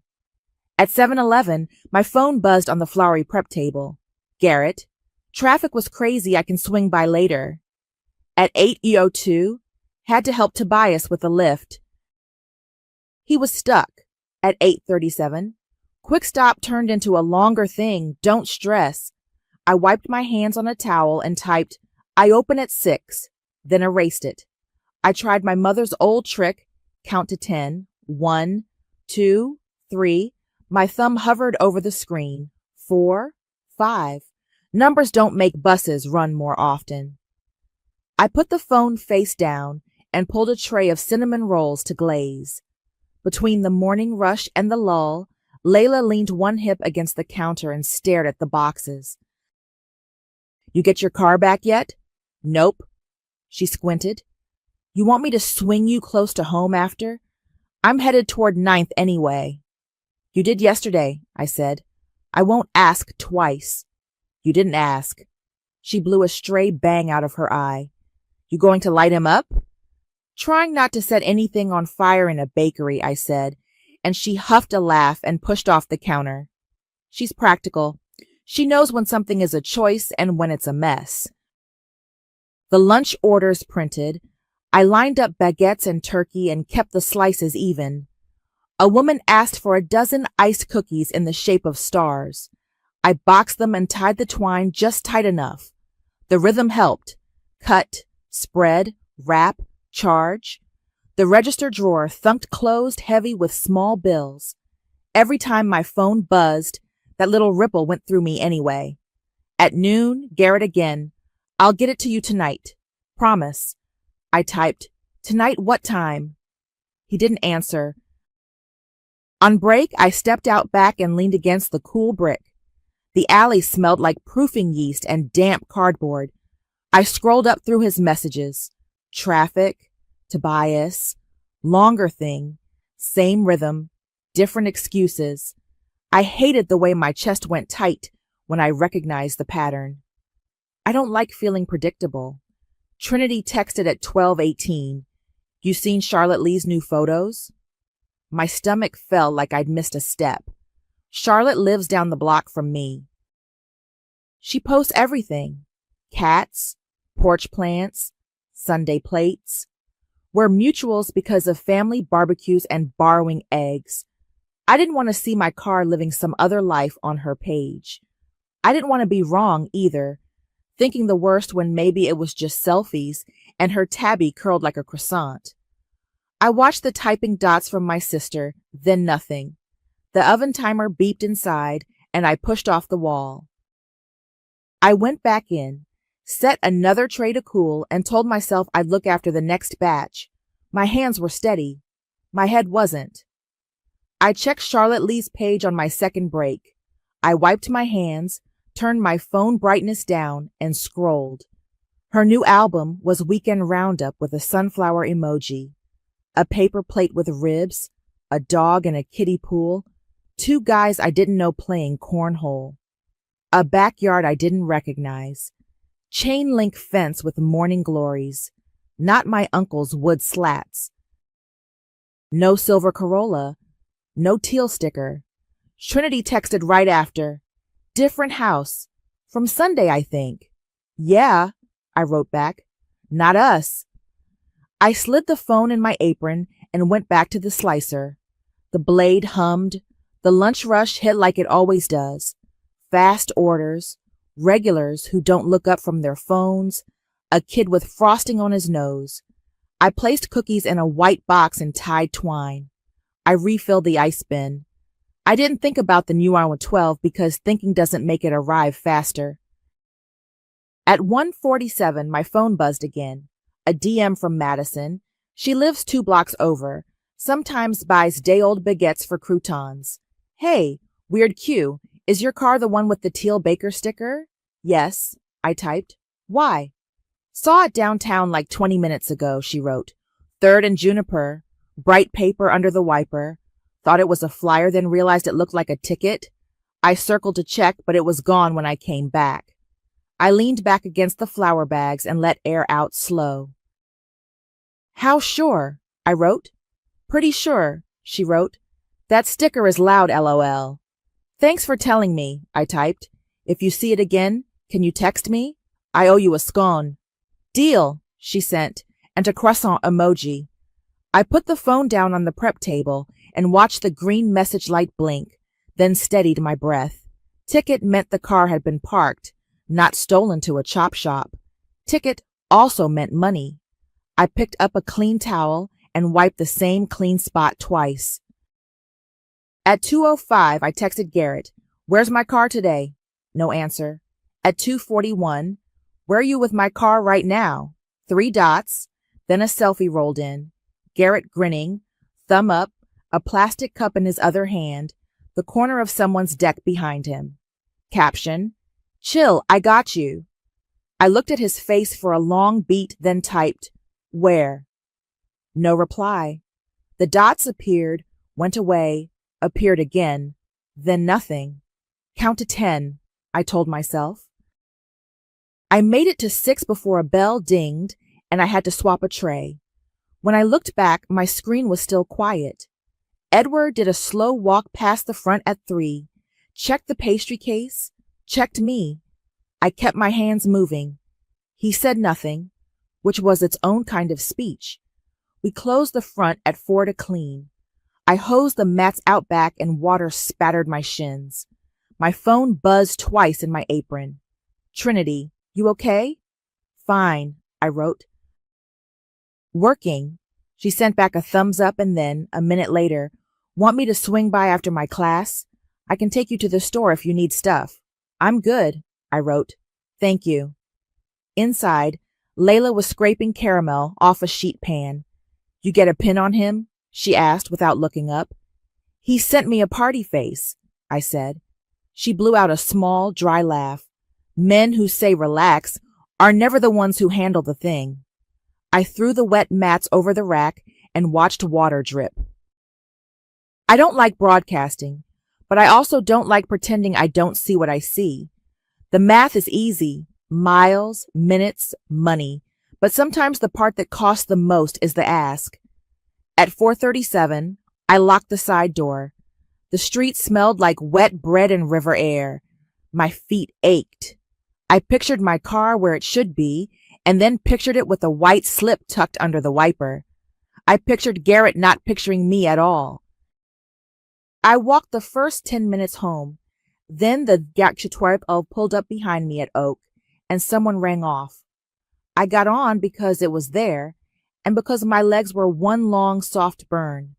I stood swaying and watched the stores go by, the pawn shop, the phone repair, the place that sells rugs out of a van. When I got upstairs, the light in the hair shop blinked on and off as they swept. My living room stayed dim and square. The nail by my switch held the spare key like a small dare. I touched it, then let it hang. I sat on the arm of my couch and opened the family group chat. It's a mess of recipes and reminders and Aunt Angela's good morning gifts. I typed slow so I didn't have to erase. "Who knows where Garrett is with my car right now?" I wrote. I watched the little profile circles bob as people read. Then I set the phone face down on the coffee table and listened to the neighbor's TV 2 walls over while I waited. The family chat lit up with the little circles as people read. Aunt Angela answered first, fast enough that I knew she already had a line ready. "He's helping your Uncle William with something. Don't be dramatic," she wrote. Then nothing. A heart floated up from a cousin who hearts everything and probably didn't make it past he's. I typed, I need my car to open at 6, then erased it, then set the phone face down. The hair shop downstairs clicked off their lights. I washed a bowl and a fork, not because they were dirty, but because my hands wanted a task. When my phone buzzed again, it was Trinity. You at home? Yes, I wrote. You want me to swing by? No. Sleep, I sent. She liked it and left it alone. Saturday, my alarm went off at the same brutal 4:40. I layered up, checked the window, empty space where the Corolla should be, and left. The numero 12 was a rumor that early, so I walked. I made it by 5:58, breath tight, and rolled the shutter up. Edward glanced at the clock when he came in and didn't say anything. That was a gift. I moved faster. Mid-morning, I stepped out back on a 10-minute break and sat on the stoop with a pen and one of our long register receipts. On the top line, I wrote, bus fares, 2x250, Niao 5 €. Next line, lost early minutes, 45 total, Niao's 10.50. I hesitated, then added, car wash, 12 euros. A little space below that, gas. R. I left a blank for ticket. The numbers lined up neat and small. The math did what it always does, made the air come back into my lungs.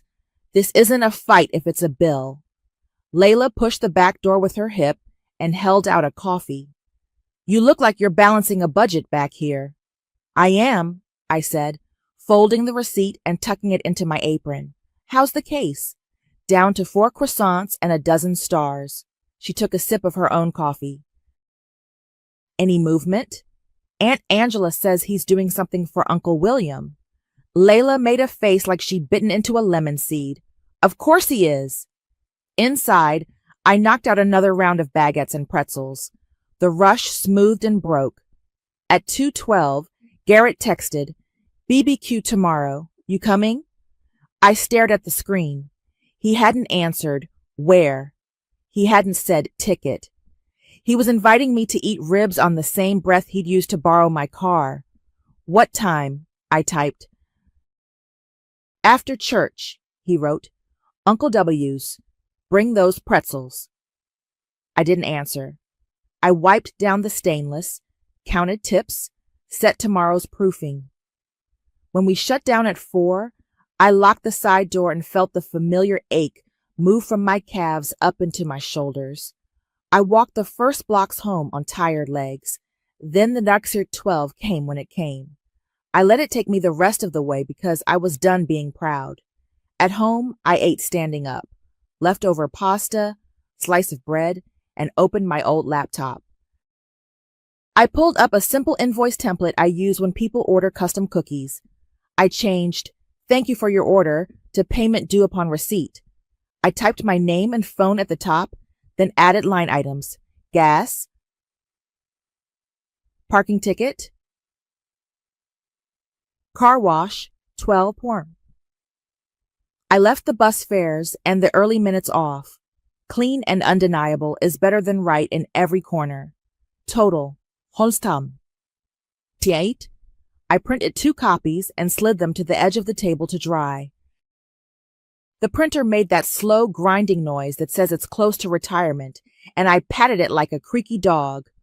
My phone buzzed. Trinity. Spare key in your bag? I looked at the nail by the light switch. The key hung there like it always does. Ordinary and important. Not yet, I wrote. Put it in, she sent. Just in case. I stood up, took the key off the nail, and put it in the small inner pocket of my canvas bag with one of the printouts. The paper's edge scratched my knuckle. I zipped the pocket and felt the weight of the metal. Done asking, I thought. I don't need permission to collect what's mine. I showered, set out my clothes, and laid my bus pass lanyard on top. I set my alarm for the same punishing time. Sleep didn't come easy, but it came. Sunday, the sky was a pale wash at 6:10 when I sat on the edge of my bed and scrolled. Charlotte Lee had a new album, Family BBQ at the Murray's, with 3 fire emojis and a line of little steak stickers. The first photo was a stack of paper plates and a pack of buns. The second was a close-up of her tabby asleep on a folding chair. The third was a wide shot of Uncle William's backyard, wooden fence, the big grill he babies, long table with a red check cloth, and behind the grill, half hidden by a cooler, my teal bumper sticker peeked out from the edge of a silver trunk. I zoomed in until pixels broke. The corner of my license plate, a smudge of pollen on the taillight. My car, sitting pretty by the gate like it hadn't worked a day all week. I sent Layla a message before I left my apartment. If I'm late tomorrow, can you cover the first hour? I'll swap you Wednesday. It was Sunday, my day off, but Monday comes fast and I didn't want to gamble with the open. She replied with a thumbs up and, "Yeah, you good?" "Working on it," I wrote back. I slid the spare key from the inner pocket of my bag into my palm and tucked one of the printed invoices behind it. The paper had softened at the edges from being handled. I locked my door, walked past the dark hair shop downstairs, and caught the next bus toward Uncle William's neighborhood. The bus was mostly quiet, 2 kids sharing a bag of chips, a man asleep against the window. I watched the stops roll past and let the motion settle me. The closer I got, the calmer I felt, like I was clocking into another kind of shift. I wasn't going to argue. I was going to collect. Uncle William lives past the river, near a park with a busted fountain. By the time I turned onto his street, I could hear the bounce of music and the chop of tongs against metal. Cars lined the curb. The front yard had folding chairs out like a shoreline. Charlotte's laugh carried from the porch. I smelled charcoal, sweet sauce, and cut grass. I walked in through the side gate because family doesn't knock at a barbecue. The yard was full enough to blur. Cousins at the table, a card game going, kids running a tire in circles. Aunt Angela stood near the grill with a dish towel over her shoulder, checking buns like they were appointments. Garrett wasn't in my first sweep of faces. That was fine. My car sat by the back gate, dusted with a soft film of pollen like it had been sitting under a tree all week. Seeing it there hit like a glass of water after a long walk. I didn't touch the hood. I didn't look around to see who was watching. I walked straight to the driver door, slid the spare key into the lock, and opened it. I sat in my seat and closed the door. It felt like church. The smell was familiar and not my hand sanitizer, a ghost of barbecue smoke, something sweet and stale. There was a random sunglasses arm on the passenger floor mat, a napkin tucked into the side pocket. The dash had a smear I hadn't left. My bus pass lanyard swung against my chest and thumped once as I leaned forward. I put my bag in the passenger seat and reached for the glove box. The latch clicked the way it always does, a little sticky, then let go. A crumpled white slip tumbled out and into my lap.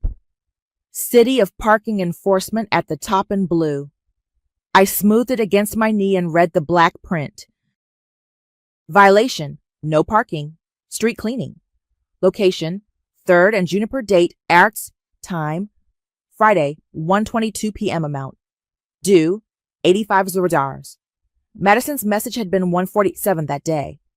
My mouth made a small shape around the number and then went flat. The ticket had a faint grease fingerprint on one corner. Someone had balled it and shoved it in here. I looked into the glove box, insurance card, registration, an old map, a takeout menu I didn't recognize. No note. Outside, a burst of laughter went up near the table. A kid shrieked and something clattered. The grill hissed. The world kept its sound. In the car, everything narrowed to the rectangle in my hands, and the way the paper had creases that didn't belong to me. I set the ticket on my thigh and took out the invoice. I didn't write on it yet. I just laid the 2 pieces of paper side by side, edges touching, like they were agreeing. I ran my thumb along the blank line after parking ticket. Fart. and then left it alone. Someone knocked lightly on the roof. 3 knuckles. Not hard. I didn't look up. Not yet. I took in the rest. Gas gauge under half. A small ash in the cup holder I keep empty. My phone charger unplugged and looped like a question. My seat was a click back from where I keep it. Small adjustments that add up. I picked up the ticket again and folded it once. Crisp. I slid it into the pocket of my hoodie, zipped it.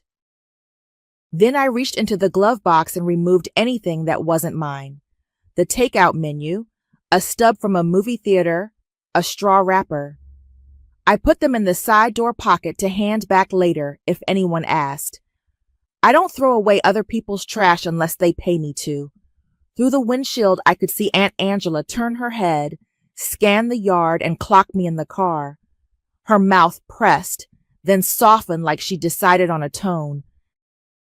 Garrett's laugh floated from the far side of the grill, easy and bright. He still hadn't seen me. That was also fine. I locked the car door out of habit, rolled down the window 2 inches for air, and rested my hand on the invoice. My breath came easy. This was just logistics. The papers were in place. The car was here. The number was printed, not a fight. Then I popped the glove box again, checked for anything else I needed to see, and the corner of another folded paper flashed. I tugged it free. It was a gas receipt from Thursday night. 3812, station on Oak and 5th. I set it with the ticket and let the edges line up. I looked up when a shadow slid across the open gate. Garrett was finally heading my way, grinning at someone behind him. I kept my seat. I kept my calm. The yard went on around us. The slip with $85 on it sat warm from my leg. Garrett was halfway to me, grin on, when I slid the invoice onto the steering wheel and clicked my pen.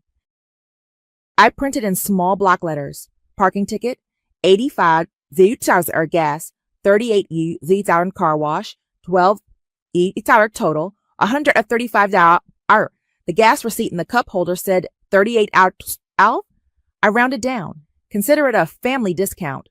I tucked the ticket into my hoodie, folded the invoice once, and popped the trunk with the lever by my knee. The latch thunked. I stepped out into the sunlight and walked to the back. The trunk told the story of the week and other people's priorities. A big blue cooler with a sticker, half peeled on one corner. 2 folding chairs, metal, scuffed, a roll of paper towels, a loose water bottle, a tangle of someone's jumper cables that weren't mine. I lifted the cooler, heavier than it looked, sloshing somewhere inside, and set it down by my feet. Then one chair, then the other, legs biting the grass a little before settling. Hey, hey! Tobias's voice floated from the card table like I'd cracked a piñata. He was in a tank top, cards fanned in his hand, mouth already tilted toward a laugh. Jazz, what you doing? Setting up VIP. I put the trunk down halfway so it wouldn't slam. Collecting, I said. Garrett arrived with that loose walk he uses when he wants to look unbothered. There you are, he said, like he'd been looking for me. He glanced at the chairs, the cooler, then at me. You should have told me you were coming. I'd have brought the keys. I don't need your keys, I said. I have mine. I held up the spare. My bus pass lanyard tapped my chest and swung once in the heat. He watched it, then looked away. He reached for the cooler handle. I put my foot lightly on the strap and didn't make a show of it.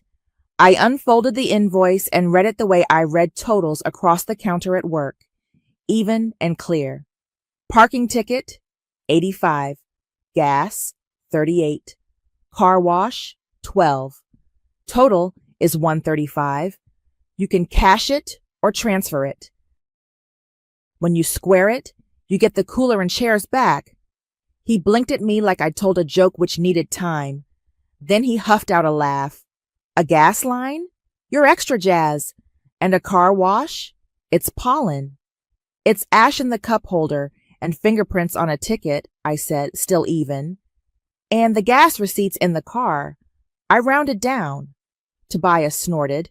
She got receipts, he said to nobody, enjoying himself.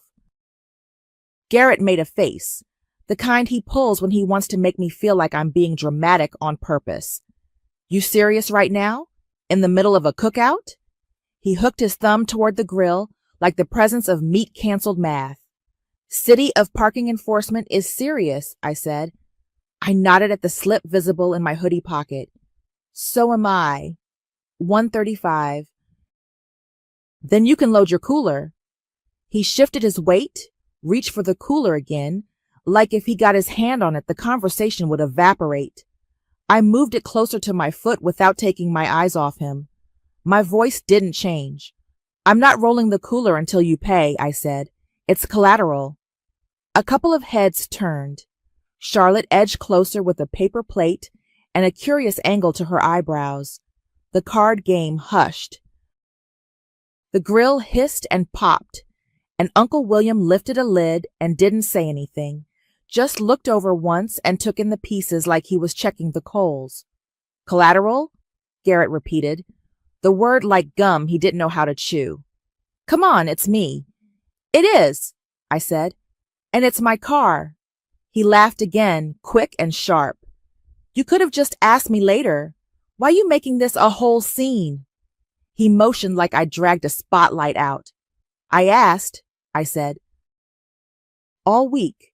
He opened his mouth, then closed it. He looked past me, maybe for an exit line, maybe for his mother. Aunt Angela had been watching from near the buns.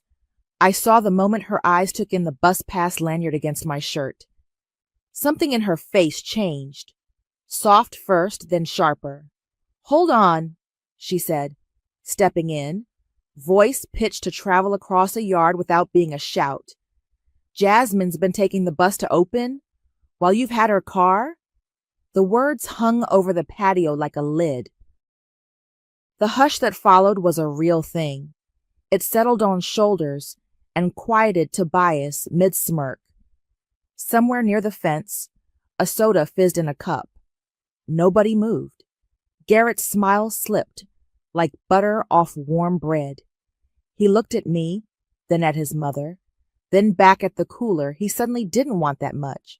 I held the invoice steady in my hand, the numbers clear in the sun. The yard had stopped to listen. Silence sat down on the yard like another guest. You could hear the grill breathe.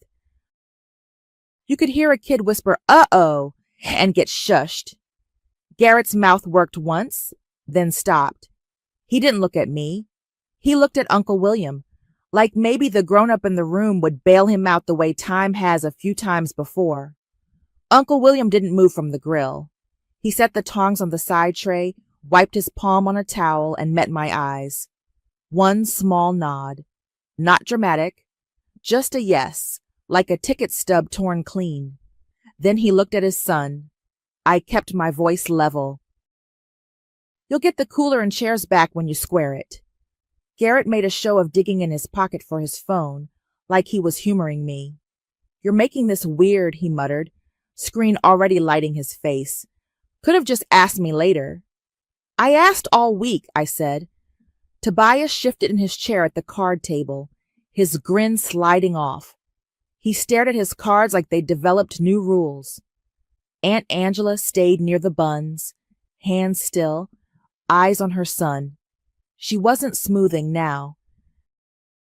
Garrett flicked through apps, stopped, then looked up. What's your handle? Same as my number, I said. Transfer, not a request. I held up the invoice so he could read the total again without asking me to say it a third time. His jaw worked. The case on his phone had a chip on the corner. For a second, I thought he might still go for the cooler and make it a tug. He didn't. He typed. The angle of his shoulders said he wanted to be anywhere else. My phone buzzed in my pocket. I glanced down. $135 received. The small relief wasn't joy. It was the click of a latch seating where it should.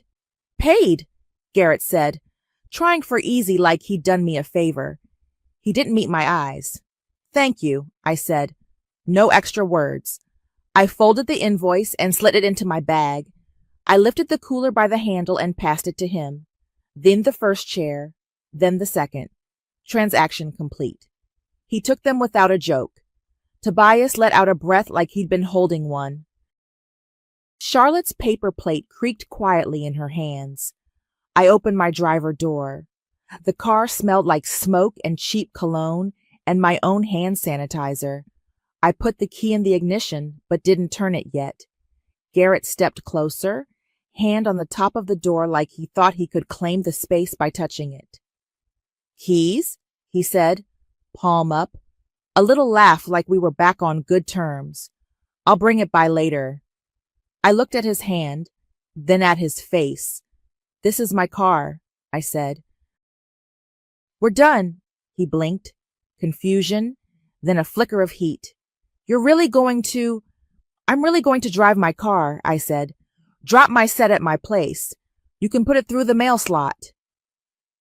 He opened and closed his hand. He didn't argue with Uncle William 10 feet away. He didn't argue with his mother's eyes on him. He stepped back. The door was mine again. Aunt Angela cleared her throat. Jasmine, she said, softer than I've heard her in a while. You eat something before you go? I'm good, I said. It wasn't a spite. It was a fact.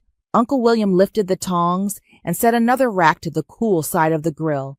Drive safe, he said, like he always does when anyone leaves his yard, and that was permission enough for the air to move again. I turned the key. The engine caught like it remembered me. I checked my mirrors, which were wrong, and clicked them back to where they belong. My seat slid forward a click. The bus pass on my lanyard tapped my sternum and fell still. Garrett stood with the cooler at his feet and the chairs hooked over 2 fingers. He wasn't smiling. Tobias pretended to study the grill like it had math on it. Charlotte's phone was down at her side for once. A kid somewhere said, "Can I have another soda now?" And the world remembered how to talk. I eased the car forward, slow past the gate, careful not to clip the post. My hands felt steady on the wheel. I didn't look in the rear view until I was out on the street. When I did, the rectangle of the yard framed my family like a picture I knew well and had finally hung straight. At the stop sign, I put it in park and pulled my phone. My thumb found the family chat. My message came out clean, the way you write an address on a box you want to arrive. I hit send. The notification whooshed away, small and final. Then I turned left, checked my mirrors again, and let the Corolla do what it's for. I didn't overthink the message. At the stop sign, I typed it clean into the family chat. New rule. I don't lend my car. I offer rides if I'm driving. Trinity hearted it in under a minute. A couple of eye-roll emojis floated up from the cousins who react to everything. Uncle William tapped a single check mark. Then a private message from Aunt Angela. I'm sorry, Jasmine. You're right. Thank you, I wrote back. She sent a period, then nothing else. That was new. I turned right, drove straight to the gas station on Oak and 5th, and put 38 Zoras in, nozzle clicking off just under the last tick. Then the car wash on Larkin, the $12 quick wash with free vacuums. I fed the machine, watched soap curtain the windshield, and listened to the thump of the tracks under the tires. In the vacuum bay, I pulled the mats and took my time. Ash out of the cup holder, napkin scraps, the straw wrapper, the movie stub I hadn't asked for. He'd paid me. I tossed the trash. I wiped the dash with the cheap citrus wipes I keep in the glove box and clicked my seat and mirrors back to my marks. The car smelled like oranges and rain for a change. At home, I slid the spare key back onto the nail by the light switch, felt it settle into its old place. I put the second copy of the invoice into the manila folder where I keep registrations and oil change receipts. I sat at my table with my laptop and the ticket. The city's payment portal was ugly but worked. You enter the citation number and plate, and it pops up your debt like a magic trick. $85 due. I paid it with my debit and took a screenshot for my records. Money moved cleanly. His transfer in, the ticket out, the wash and gas done. Math balanced. The knot that had been sitting under my ribs all week loosened like something cut free.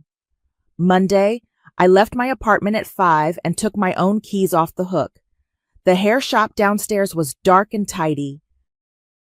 I drove, parked in my usual spot behind the bakery, and rolled the shutter at 5:56. Edward clocked me with his eyes when he came in. "Good," he said. And that was it. A simple word that landed.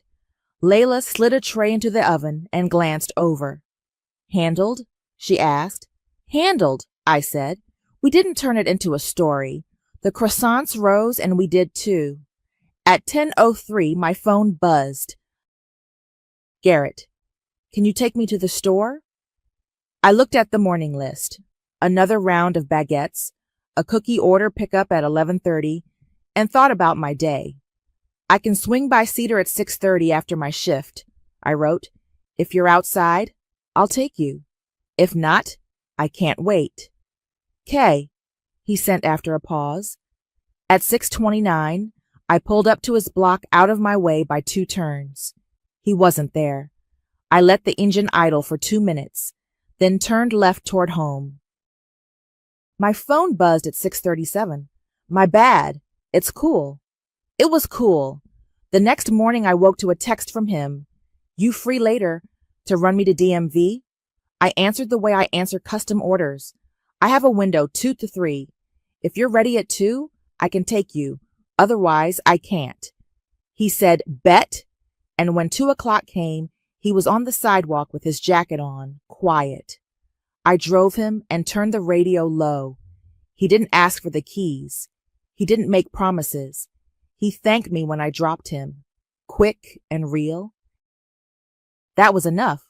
Charlotte posted more photos from the barbecue that night.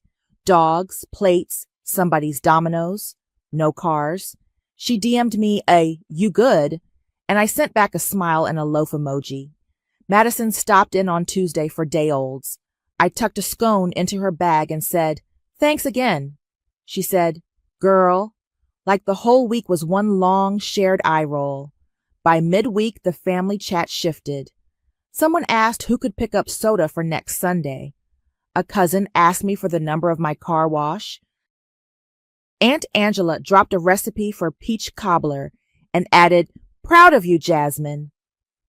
Trinity sent me a photo of her new planner tabs because she knows what I like. I didn't make a speech about boundaries. I drove my own car.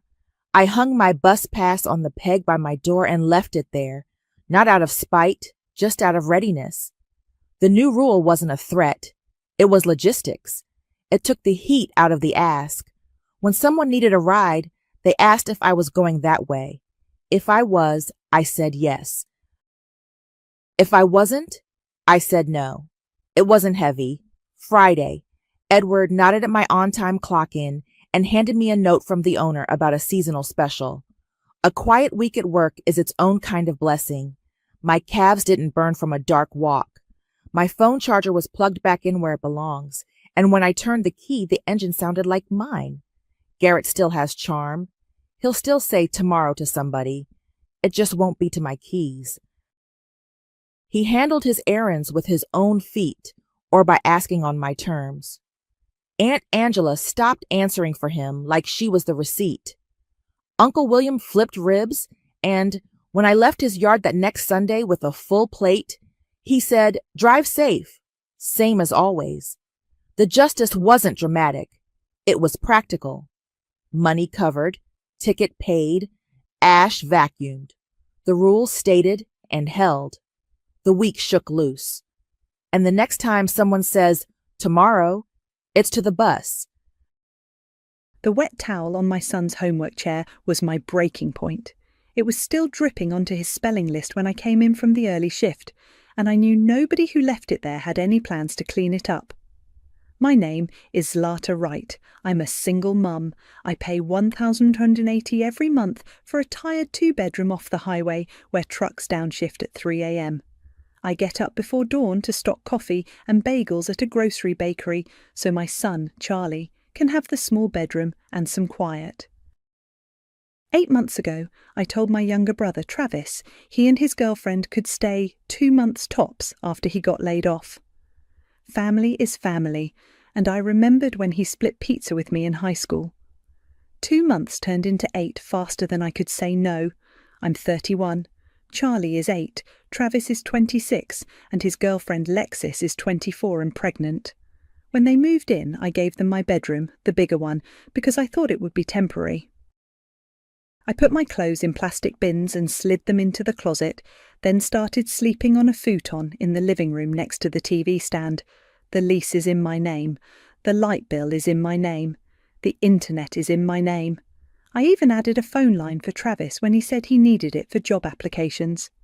That line costs me $126 every month.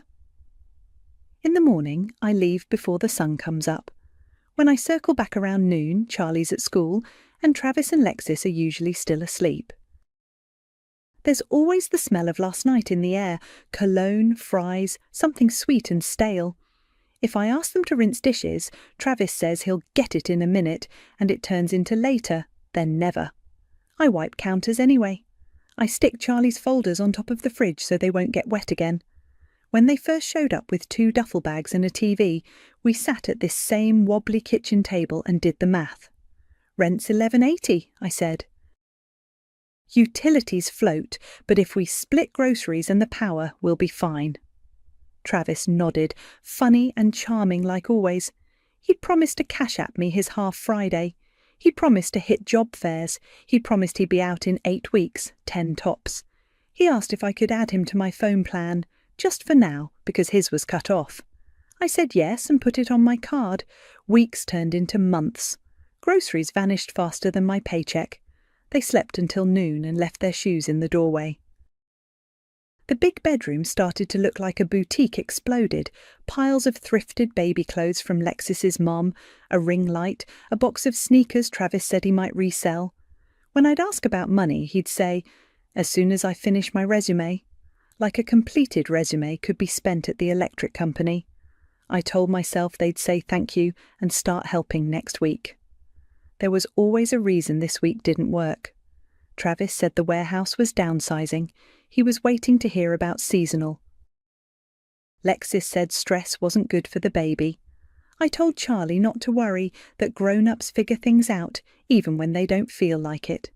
Mr. Hudson, our landlord, is a plain man who likes paper. He gave me the lease 2 years ago when I moved us in and said, "On-time rent, no drama, we're good." I kept my end. I handed him the cheque before the 5th. When Travis and Lexis came, I didn't add their names because it felt simpler. Fewer forms. Less to explain later if they were gone by Halloween. Ruby from next door sometimes sits with Charlie if my shift runs long. She knocks once and steps in with a "Hey, sugar," and eyes like she's taking inventory. I can tell she's holding her tongue when the living room's a mess. She'll straighten a throw pillow and say nothing. By month 5, the TV got louder and my patience got thinner.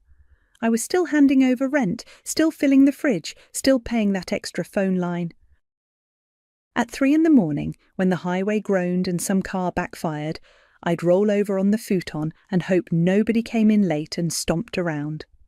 Hope is not a plan, but when you're tired, it pretends to be one.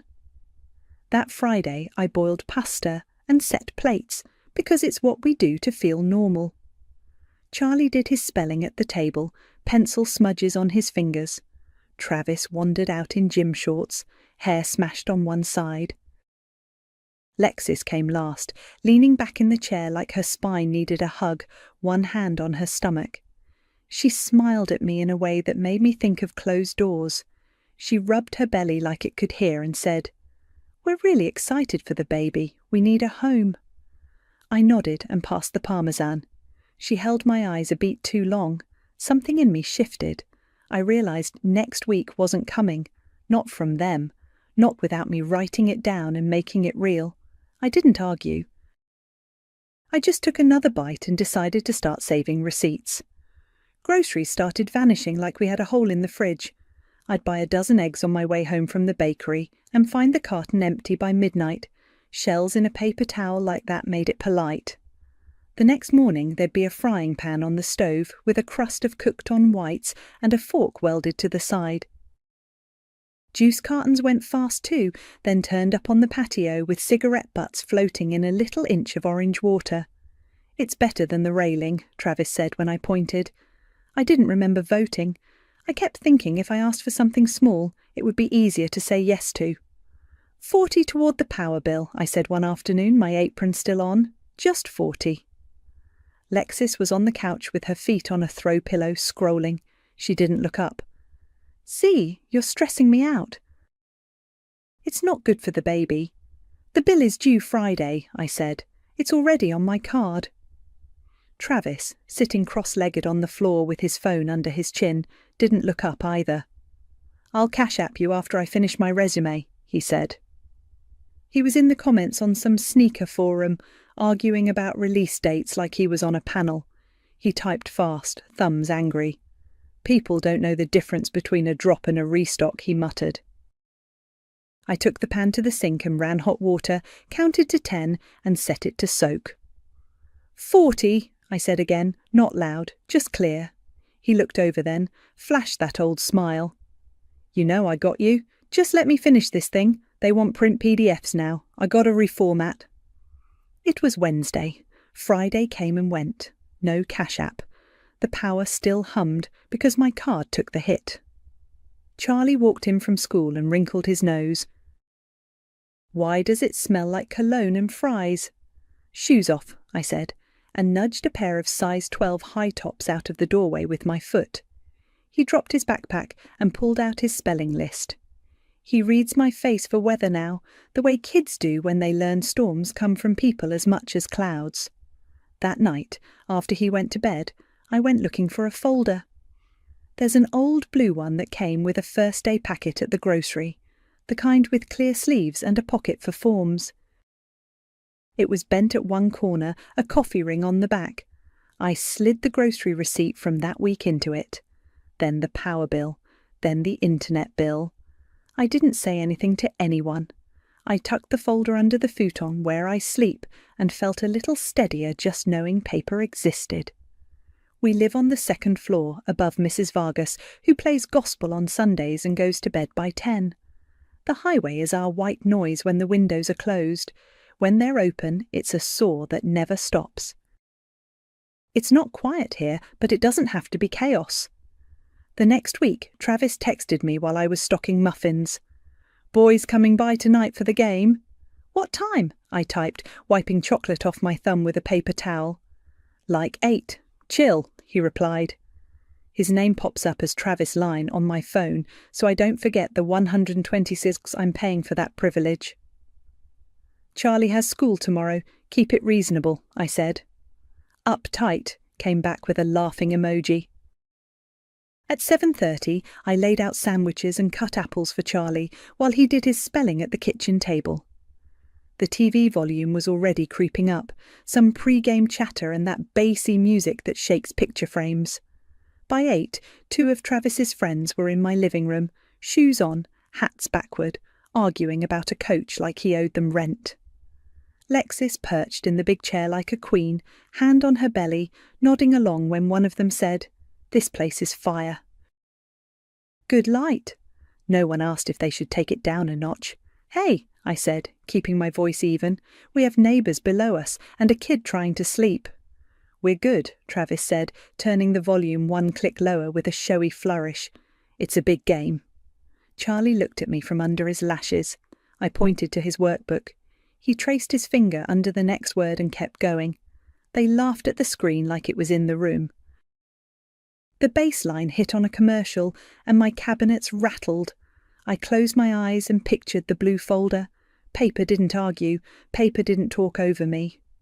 My phone buzzed around 9:15, unknown number at first, then the preview rolled up, and I saw Hudson Properties in the text.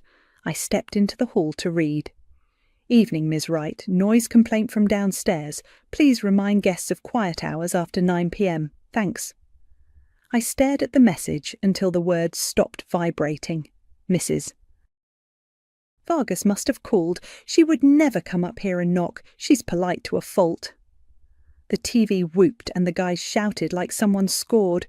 Charlie flinched and set his pencil down. I walked back in and put my phone on the table face down. Turn it down, I said to Travis. Mr. Hudson texted, quiet hours. Travis rolled his eyes but clicked the volume down again. 2 half-hearted taps. People act like they don't know sports happen, he said to his friends, loud enough for me to hear. I picked up Charlie's empty apple plate and rinsed it. The text sat in my pocket like a pebble in a shoe. Paper, dates, names. I wiped the counter and slid the blue folder a little further under the futon with my foot. If I was going to fix this, it wasn't going to be by asking twice. It was going to be by writing things down. The morning after the noise text from Mr. Hudson, I came home from the bakery with flour on my sleeves and found my plastic storage bins stacked in the hallway like a barricade.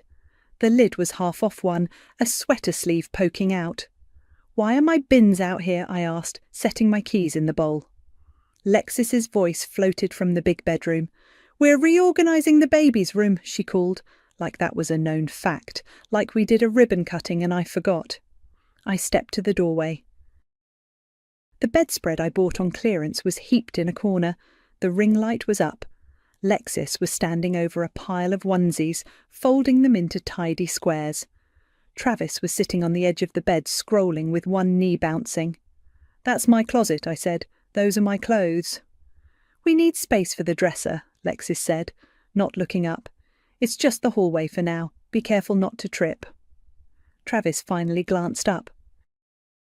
It's temporary, he said, like he was reassuring me about a flight delay. We got a lot going on. I slid the lid back on the top bin, pushed the stack tight against the wall and took a breath. The futon where I sleep is 6 feet away from that hallway. I'd be the one tripping at 3 a.m. I didn't say it. I pictured the lease with my name on it and let the picture do the talking inside my head.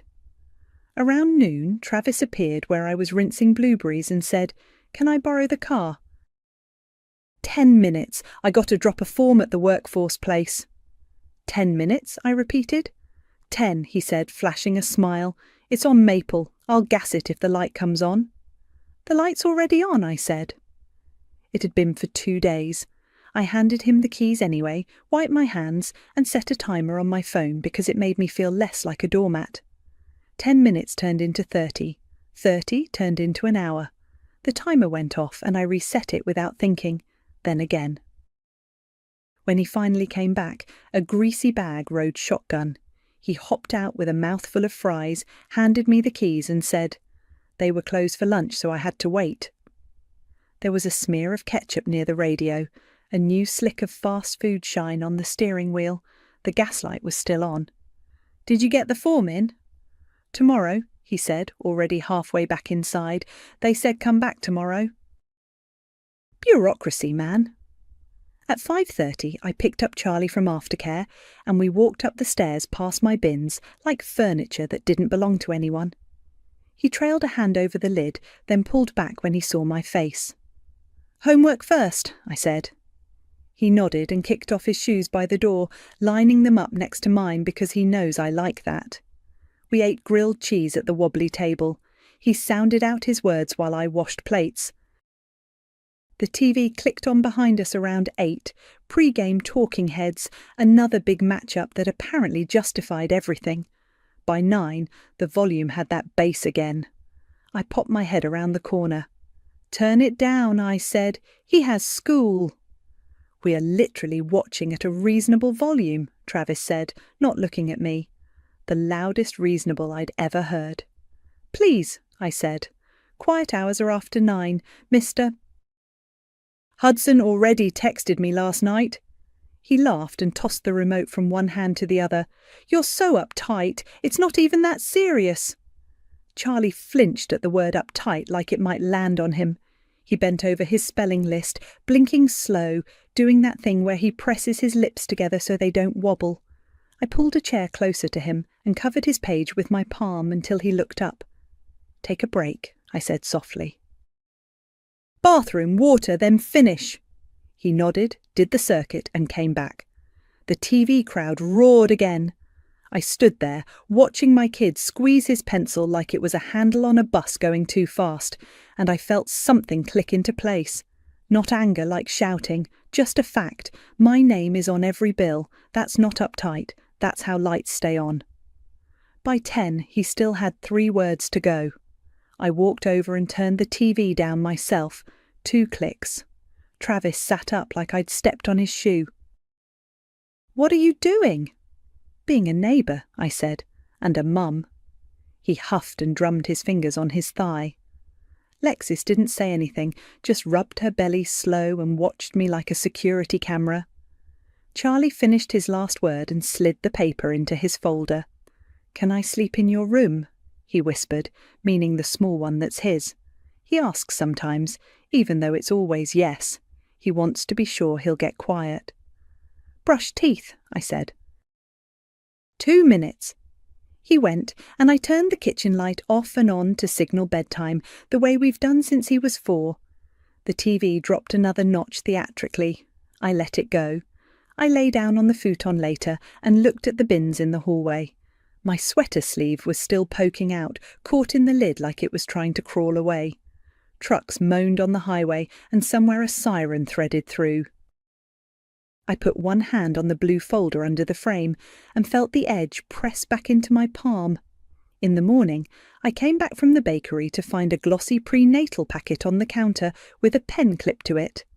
Lexis was making toast, her hair up, the ring light still glowing faintly through the bedroom door.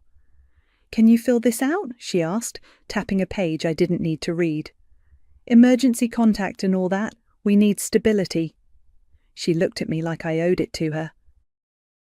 I looked past her at my bins in the hall and decided who the emergency was.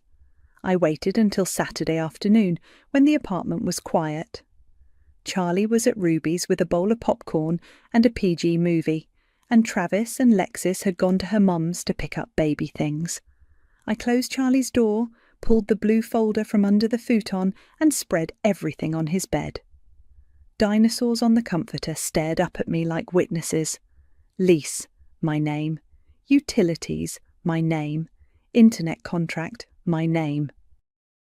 I slid each page into a sleeve, then added 8 months of receipts, lined up by date.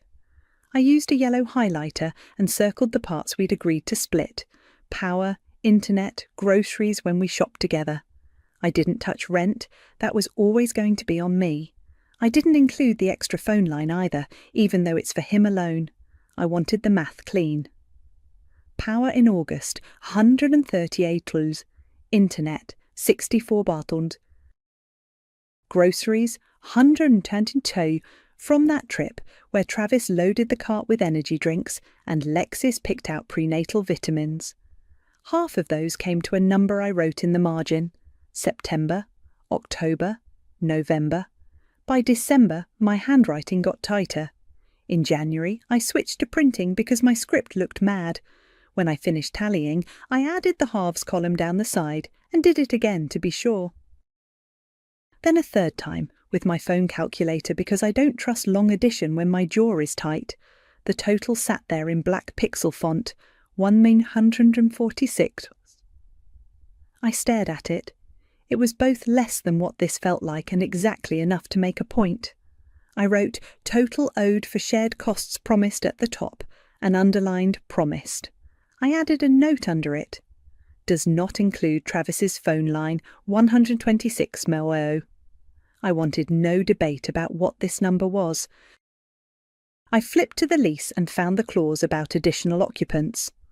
All non-tenant occupants must be approved in writing by landlord. I circled it, then the notice section. 30 days notice required to terminate tenancy at end of rental period. I circled that too and put a sticky flag there. The printer at the library charges 10 cents a page. I'd gone earlier with $3 in quarters like a kid and printed the clauses I needed, plus a blank notice form from Mr. Hudson's website that said intent to vacate. I slid them into sleeves. Paper doesn't get defensive. Paper just sits there and shows you what it is. I opened a fresh page in the folder pocket and wrote out a plan in my own handwriting. It felt ridiculous and official at the same time. Monday, 9 a.m. Call Mr. Hudson. Schedule a meeting. Bring folder. Return internet modem week of move out. Confirm service termination for midnight on move out day. Electric, ping, water. Schedule shut-off for midnight on move out day. Email confirmation saved. Pack essentials 1 week out. Clothes 2 days out. Kitchen last day. Keys, label sets, 1 to return, 1 to keep for new place. Phone line, remove Travis's line morning after move out unless payment plan in writing. At the bottom, I wrote the sentence I'd been practicing in my head. If you want help from me, rides, references, anything, bring the 1,246 you owe and a plan. No threats, just terms. I checked the time. I had 20 minutes before I needed to get Charlie. I closed the folder, slid it under his bed, and ran a hand over the dinosaur's eye for luck, which is not a thing I pretend to believe in, but I did it anyway. Ruby opened her door with a laugh caught in her throat. Some animated fish was dancing on her TV. "He's good," she said. Ate the whole bowl and asked if he could wash it, which yes. "Thank you," I said, and handed over the 5 I promised. She waved it off. I put it on her entry table anyway. On our way back up the stairs, Charlie asked, "Can we have pancakes tomorrow?" Like he was testing if normal still worked here. "Yeah," I said, "we'll do chocolate chips." Inside, my bins were still in the hallway. I asked Travis once to move them back. He said later, and now later meant never. I lifted the top one just enough to push the sweater sleeve all the way in and snapped the lid tight. Small, petty, satisfying. Lexis came in around 5 with a plastic tub of baby bottles and a look like she'd just walked through confetti. "My mum had these in storage," she said. "We're nesting now." "Great," I said, and put water on for pasta. It was a quiet kind of day, which felt like a gift I shouldn't examine too closely. While the water started to roll, my phone buzzed on the counter. Travis. "Dinner at 7. No question mark. No, you good? Just a calendar invite without the calendar." I stared at the words, and my stomach dropped the way it does on a sudden hill. The tone wasn't about pasta. It was about a decision. I could hear it in how he didn't hedge, how he didn't soften, like he'd already voted and expected me to count his ballot twice. I texted back, "Okay." I set 2 extra plates out because that's what we do. I lined up the cheap parmesan and the red pepper flakes. Then I pulled the folder out again and made sure the sticky notes didn't catch on anything. I ran my thumb along the edge until the paper snapped under it, and I felt weirdly calm. I wasn't ready for a fight. I was ready for a list. Charlie drifted into the kitchen and leaned his head against my arm. "Can I help stir?" "Yep," I said, handing him the spoon. "Slow circles." He looked up at me. "Are we okay?" "We're okay," I said, and meant it for the first time in a while, because I had dates and numbers and a plan that fit in a folder. Because in the morning, I knew exactly who I was calling and what I was going to say. Because dinner at 7 didn't scare paper. I set the pot in the middle like a peace offering. The table wobbled the way it always does, one leg clicking against the tile.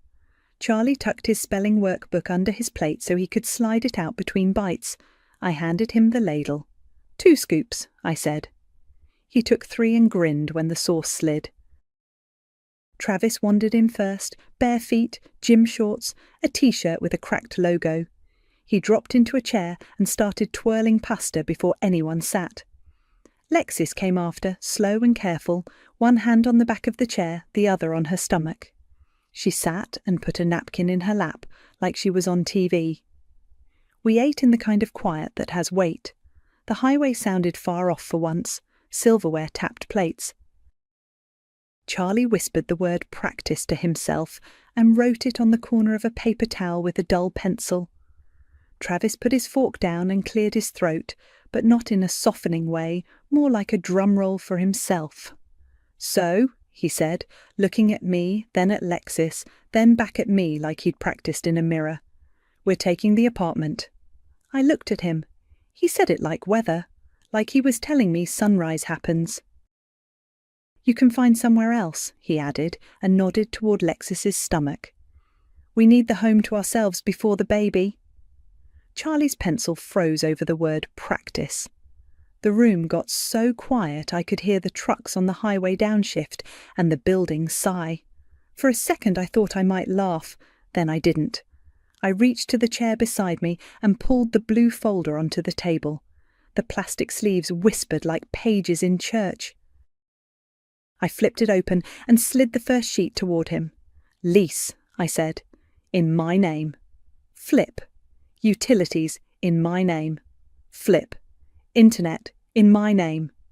I slid the page with the total into the middle where everyone could see. "Total owed for shared costs. You promised to split $146." Travis stared like I'd set down a subpoena. Lexis blinked, then leaned back, rubbing her belly with her thumb. "You made a spreadsheet," she said, like that was the offence. "No," I said. "Receipts." "Highlighter!" I tapped the number with my finger. "This is what you owe. I'm giving the landlord 30 days' notice tomorrow." Lexis let out a fast, ugly little laugh. "You wouldn't." "I will," I said, calm, like I was saying the date. "I have the notice form. I'll call Mr. Hudson at 9 and set up a time to bring it in. I'll schedule electric and water to end at midnight on move-out day. I'll return the internet modem that week." Travis found his voice. "You're kicking your family out," he said, trying on outrage and seeing if it fit. "Over a few bills? After everything, that's wild." "You've been here 8 months," I said. "I offered 2. I kept my tone even because Charlie was still at the table, his eyes on the same word. "I can't afford 4 adults on 1 check. I won't keep paying for a phone line and groceries and listen to you tell me I'm uptight when I ask for quiet hours." I turned the receipt page so it faced him straight. "This is the number. If you want help from me after we move, rides, references, anything, bring the $1,100 you owe and a plan." "I'm not paying your made-up math," Travis said, jaw tight. He didn't touch the paper. "And you can't just end a lease. That's illegal." "It's not," I said, and slid the lease clause forward, the one about notice. 30 days. End of the rental period. I pointed to Mr. Hudson's name at the top. "I'll put my notice in writing tomorrow. It's all by the book." Lexis shook her head slowly, like she was disappointed in a toddler. "This is stressful, Z. It's not good for the baby." "I'm not yelling," I said. "I'm setting dates. You'll have 30 days. I looked at Charlie and touched his wrist. He slid the workbook to me. I set it next to my plate and smoothed the crumpled corner. Travis pushed back from the table so fast the chair groaned. "Where are we supposed to go?" he asked, like I kept a spare house in my purse. "I don't know," I said. "Call your mum, call Beatrice, call the workforce centre you were supposed to drop a form at." I didn't stack my voice with anything. I let the list stand. He snorted, reached for the pepper flakes, then stopped like he remembered he was mad and put his hand back in his lap. "You always do this, control everything." "I pay for everything," I said. "That's different." He looked at Lexis, looking for backup. She stared at the folder like it had personally betrayed her. "We need a home," she said again, softer, as if repetition could turn it true. "For the baby." "I know," I said. "That's why I'm ending this. This isn't a home, not like this." I put the papers back in order, smooth, sleeves facing the same way. The sound of plastic was the only sound for a beat. Charlie tugged my sleeve. "Can I be excused?" he whispered. "Brush teeth," I said. 2 minutes. He slid off his chair and tiptoed. like quiet might help keep the peace. Travis stood so fast his knee hit the table. The plates rattled. "You're making a mistake," he said, pointing down like he might poke a hole in the number. "You're going to regret this." "I won't," I said. I closed the folder and stood too. "We'll be out in 30 days.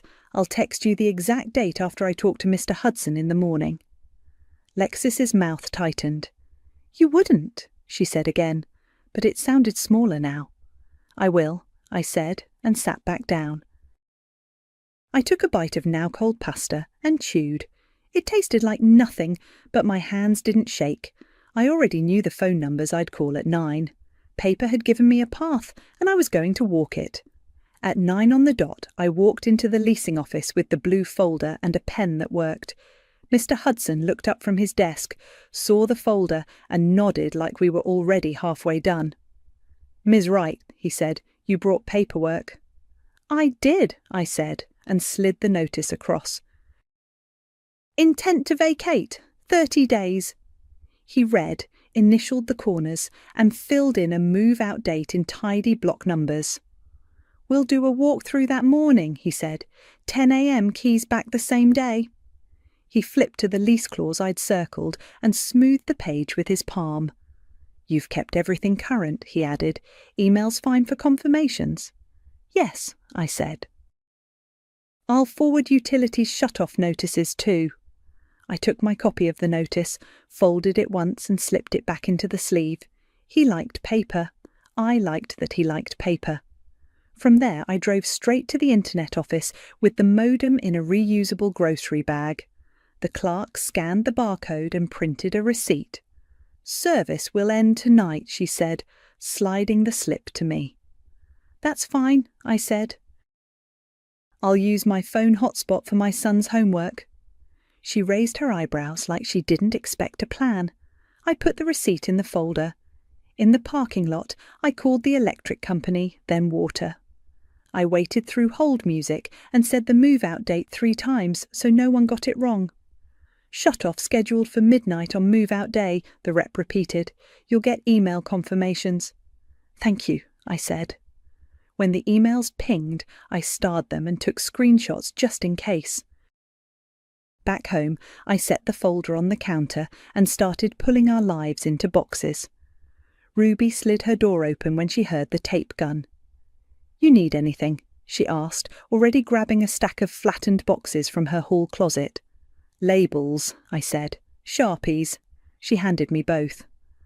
"I can keep Charlie for a couple hours after school all this week if you need quiet to pack," she said. "No charge." "I'll trade you pancakes Saturday," I said. "Deal," she said with her chin, and disappeared. Charlie came home and got very serious about labelling. "Kitchen," he wrote, in big, careful letters on one, then looked at me. "All caps or no caps?" "All caps," I said. He nodded like that was the right answer, and printed toys on another. He put his stuffed shark in a box and then took it back out and set it on his pillow. "He rides in the car," he told me. "Not in a box." "Approved," I said. Travis hovered in the doorway like a chaperone.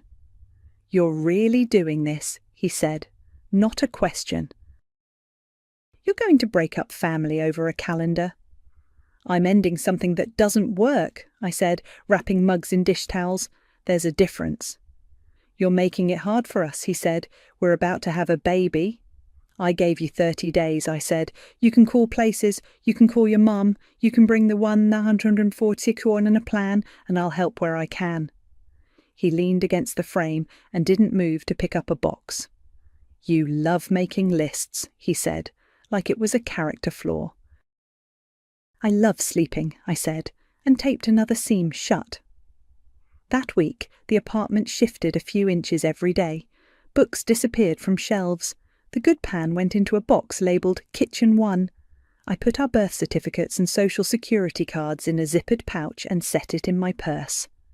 I emailed my manager to confirm I could take 2 mornings off at the end of the month for the walkthrough and the move. She wrote back, "Got you," with a thumbs-up emoji. I said thank you, and I meant it all the way down to my shoes. Lexis started calling the big bedroom the nursery without looking at me.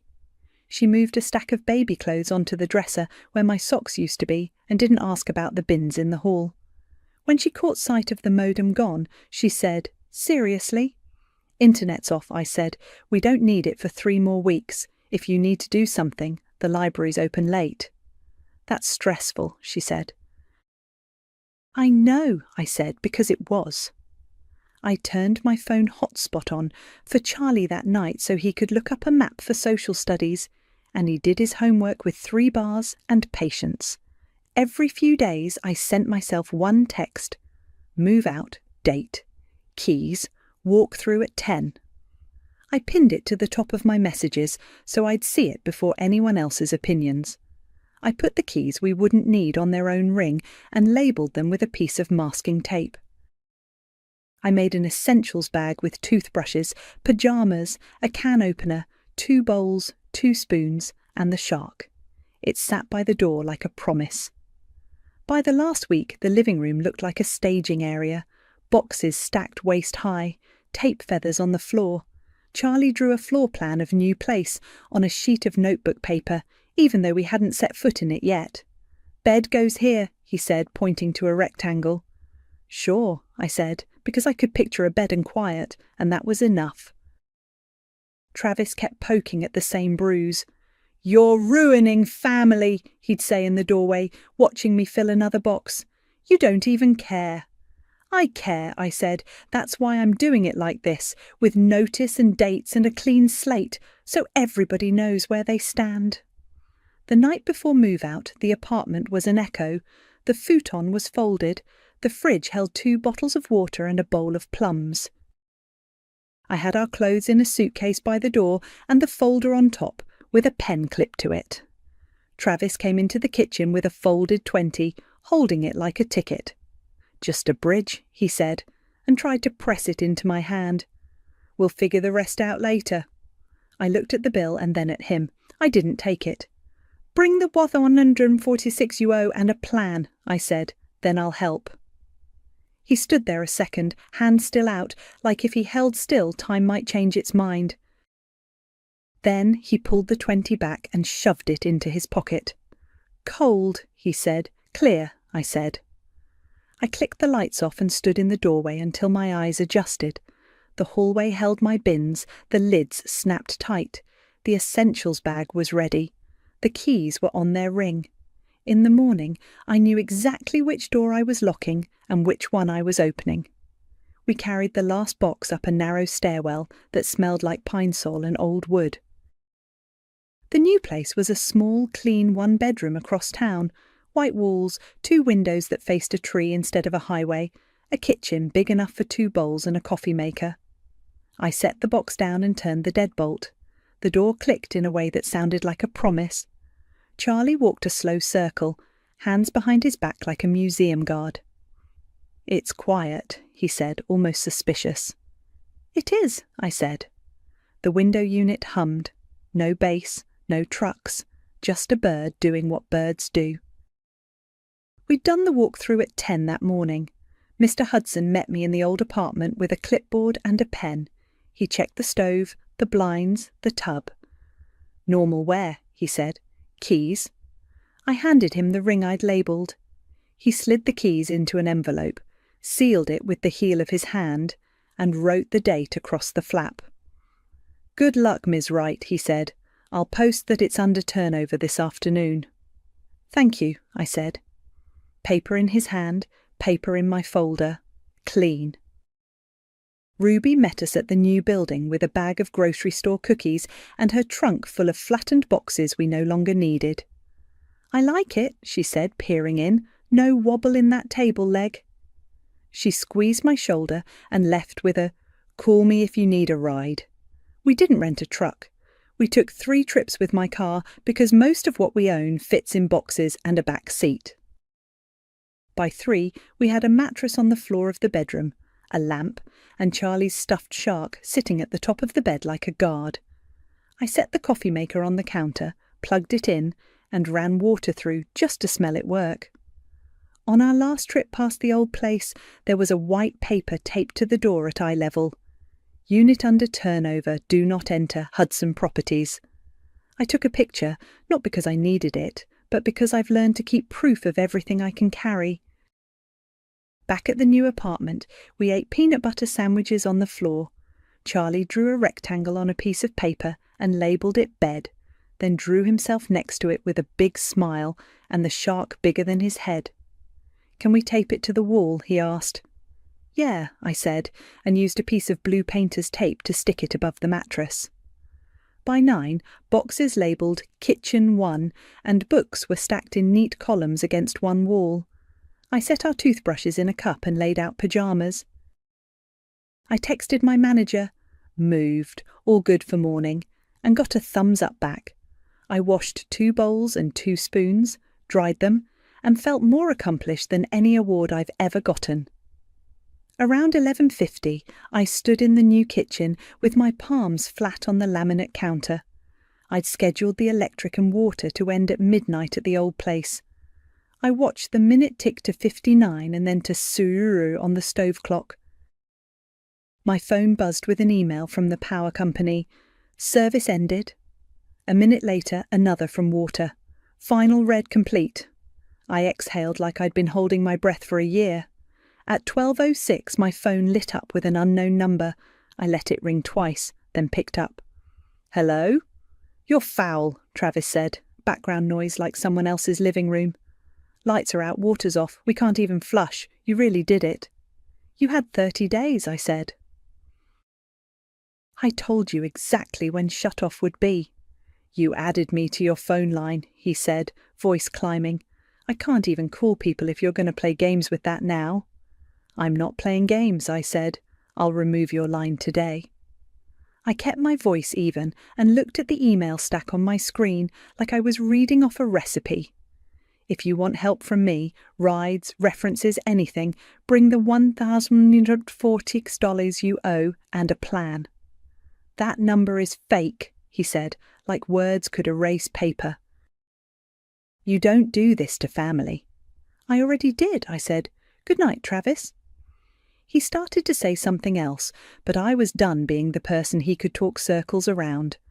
I hung up, set the phone face down, and pressed my hands flat to the counter again. The laminate was cool. My arms trembled like I'd just lifted something heavy. Maybe I had.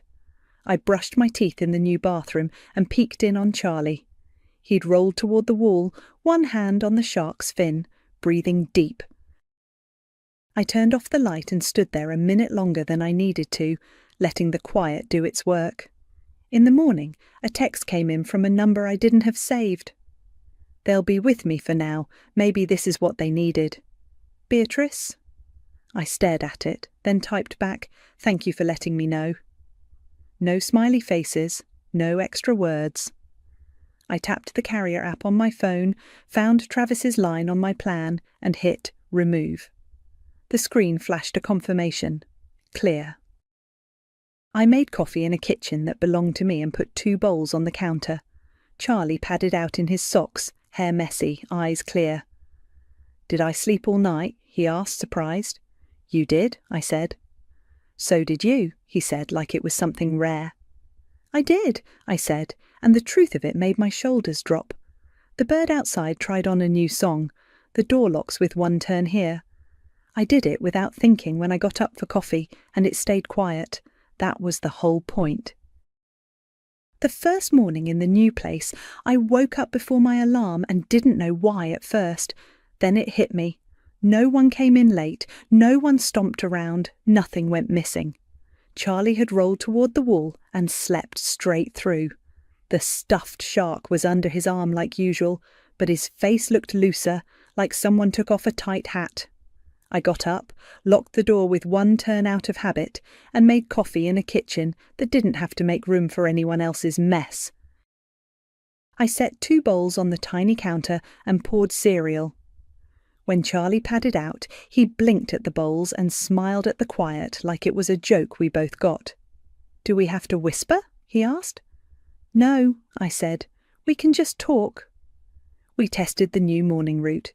It's a straight shot to his school if we leave 10 minutes earlier. He timed it on the car clock and announced we were on schedule when I pulled up. I kissed the top of his head and headed to the bakery. My manager gave me a look that said I had flour on my cheek and then handed me a tray. Work felt like a break, counting muffins, scooping dough, numbers that weren't about rent. Back at the apartment, I stacked the blue folder on top of the pantry shelf, tucked behind flour and beans. It wasn't for daily use anymore, but I kept it where I could reach it. I taped Charlie's drawing of the floor plan above his bed and hung a cheap curtain on a tension rod. The window looked at a tree. It was enough. By Wednesday, we had a small rhythm. Shoes lined up by the door, keys in the bowl, dishes washed before bed. I used my phone hotspot for homework. It wasn't fast, but it worked. I let the internet wait a week because I liked seeing the little bars and deciding when they mattered. Travis texted from an unknown number on Thursday afternoon. Add my line back. Can't do anything like this. I typed the same sentence I'd written on paper and repeated at the table. Bring the $1,246 you owe and a plan. He replied, I'll get you next week, then. For real. Then a picture of a job application like the pixels proved something. I answered with the same line again and set the phone face down. Paper doesn't budge, neither did I. Saturday, I kept my promise. I invited Ruby over for pancakes. She showed up with a little plant in a ceramic mug and a grin that said she approved. Place looks good, she said, peeking into the bedroom. That wall needs a picture. I'll find you something at the thrift. We ate at the counter because the table was still a card table. Charlie put extra chocolate chips in the last batch and flipped one with too much confidence. It folded in half and he laughed so hard he couldn't breathe. While he cleaned the bowl, Ruby pulled out her phone. You want to hear something? She said, eyebrows up. Don't bite my head off for knowing this. Go ahead, I said. She showed me a photo from social. Lexis's mum, Beatrice, had posted a list on a fridge with chores at the top and names next to boxes. Under bedroom, both their names were written in a neat hand. They're with her for now, Ruby said, tapping the screen. Sharing a room. Looks like a chart situation. I didn't feel a spark of triumph, more like someone put a book back on the right shelf. Good, I said. Maybe that's what they needed. Ruby pointed at my plant. Water that once a week, she said, and if you hear anything from your brother, don't open the floodgates. I won't, I said. The pan hissed as I ran water over it. Small, normal sounds. A couple more texts came in Sunday morning from different numbers. If you could just front the line for a month, one said, we have things happening. Another, can you help with a deposit, just for now? I sent the same reply to each. Bring the $1,146 you owe and a plan. After the second one, there was silence. Not peace, but silence I didn't have to manage. That afternoon, I took Charlie to the park across the street. He timed himself on the monkey bars and announced he beat his own record. We sat on the bench and split a granola bar. He leaned his head on my shoulder. It's less loud inside me, he said, searching for words. I know what you mean, I said. The next week, I called the internet company and set up the cheapest plan. The tech asked if I wanted their modem or to use my own. Yours, I said, clear on who owned what. I gave him our new address and felt a small glow when I said it out loud. I still keep the blue folder. It stays on the top shelf, and sometimes I take it down and flip through, just to remind myself I didn't imagine any of it. Receipts, dates, that number written in my hand. It's not a trophy, it's a map I followed out. I hear about them through Ruby once in a while. Beatrice makes them cook dinner twice a week. There's a chore chart and a curfew. Lexis posted a sonogram with heart eyes. Travis posted sneakers with no price and fewer comments than he used to get. That's their story to figure out. Mine is smaller and steadier. At night, I lock the door with one turn. Charlie reads in bed and falls asleep with the light on. I turn it off and he doesn't wake up. I wash 2 bowls and 2 spoons, set them to dry, and put the plant near the window. It's not revenge with fireworks. It's paperwork, calendars, and a quiet I can pay for. It looks boring from the outside. From here, it feels like winning. I wedge myself over a busted treadmill to reach my washer and slap a fresh $120 HOA fine on the dryer like it belongs there. My name is Jordan Matthews. I'm 35, the boring older sister who bought a small 2-bedroom townhouse with a 1-car garage because I like knowing where my stuff is. The garage is mine, technically. Practically, it's my brother's storage unit and a gym graveyard I never asked for. The treadmill is Remington's. He's 31, charming, allergic to calendars. 6 months ago, first weekend of January, he asked to stash a few boxes in my garage for 2 weeks, tops. Then his sedan died in my driveway in March, at a crooked angle that makes my bumper barely clear the sidewalk. The car hasn't moved since. I park on the street and wave at my garage like it's a painting of a life I used to have. I flip the washer on with my hip and smooth the fine. It's dated today. Violation. Inoperable vehicle, visible from street, obstructing driveway. KOA communities love that phrase. The letter has Sandra's name at the bottom, Sandra Ellis from 3 doors down. She's 52. I know because the HOA directory lists ages next to the board members like they're running for office. She's fair, but rules are rules. Mine says pay $120 in 10 days or it goes up. I set my phone on the dryer, thumbs ready. Remington is saved in my contacts as Rem, do not loan tools. I type, please move the car and clear the garage by Saturday. My calendar says it's Wednesday, June 12th. Saturday is not far. I hit send. The message goes gray and stays gray. His wife, Lacey, is 30 and always has a take. She likes to say, family doesn't charge family like it's a Bible verse and I'm Judas. We were friendly once. Now she comes by, stands in my driveway, and tells me what's no big deal while she scrolls her phone. They've both had my garage keypad code for a year and a spare house key for emergencies. Somehow, every week turns into one. The washer thumps into the first spin cycle. I grab my laptop off the kitchen table, stacked neatly with last month's electricity bill, a takeout menu, 1 pen that writes, and pay the fine online. I add the confirmation email to a folder called HOA because I am the kind of person who has folders. The money leaves my checking account in a click that feels like a small insult. I step into the townhouse's entry and look out through the sliver of window by the door. My car sits under the sun, baking on the street. Faded chalk from Maggie's kids is still on the sidewalk, a hopscotch course and a crooked sun. Maggie Brown is my next-door neighbor and friend, 38, PTA energy, quiet when I need her to be. Last week, she handed me a pack of laundry pods over the fence with a face that said I didn't need to say it out loud. She sees things. The garage smells like cardboard and old rubber. Rem's boxes are everywhere, not just a few. There's a stack of plastic bins labeled sports in his handwriting that gets loopy when he's trying to look organized. A set of broken speakers, an old duffel that never grew up past college. The treadmill sulks against the washer, dead, like it knows it's in the way. I text him again. Saturday, 9 a.m. latest. The little typing dots don't even tease me. I'm used to this rhythm. Rem is 2 days late and a joke ahead. He'll breeze in with a story about a flat tire on his dog's birthday, and I'll make space, again, because I don't like scenes. Our mom taught us that.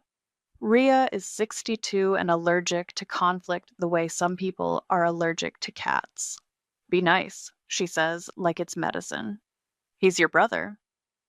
The dryer door makes a hollow clack when I shut it on the fine. I stand there a minute anyway, listening to the washer knock its way into balance like it's trying to walk off the treadmill. I open the garage door and step into the driveway. The sedan is there, dull and stubborn. Rem left it half-turned like he meant to come back in 5 minutes. The registration sticker is old enough to be a joke. I tried the ignition in April just to see. It coughed once and gave up. The battery is definitely gone. So is my patience.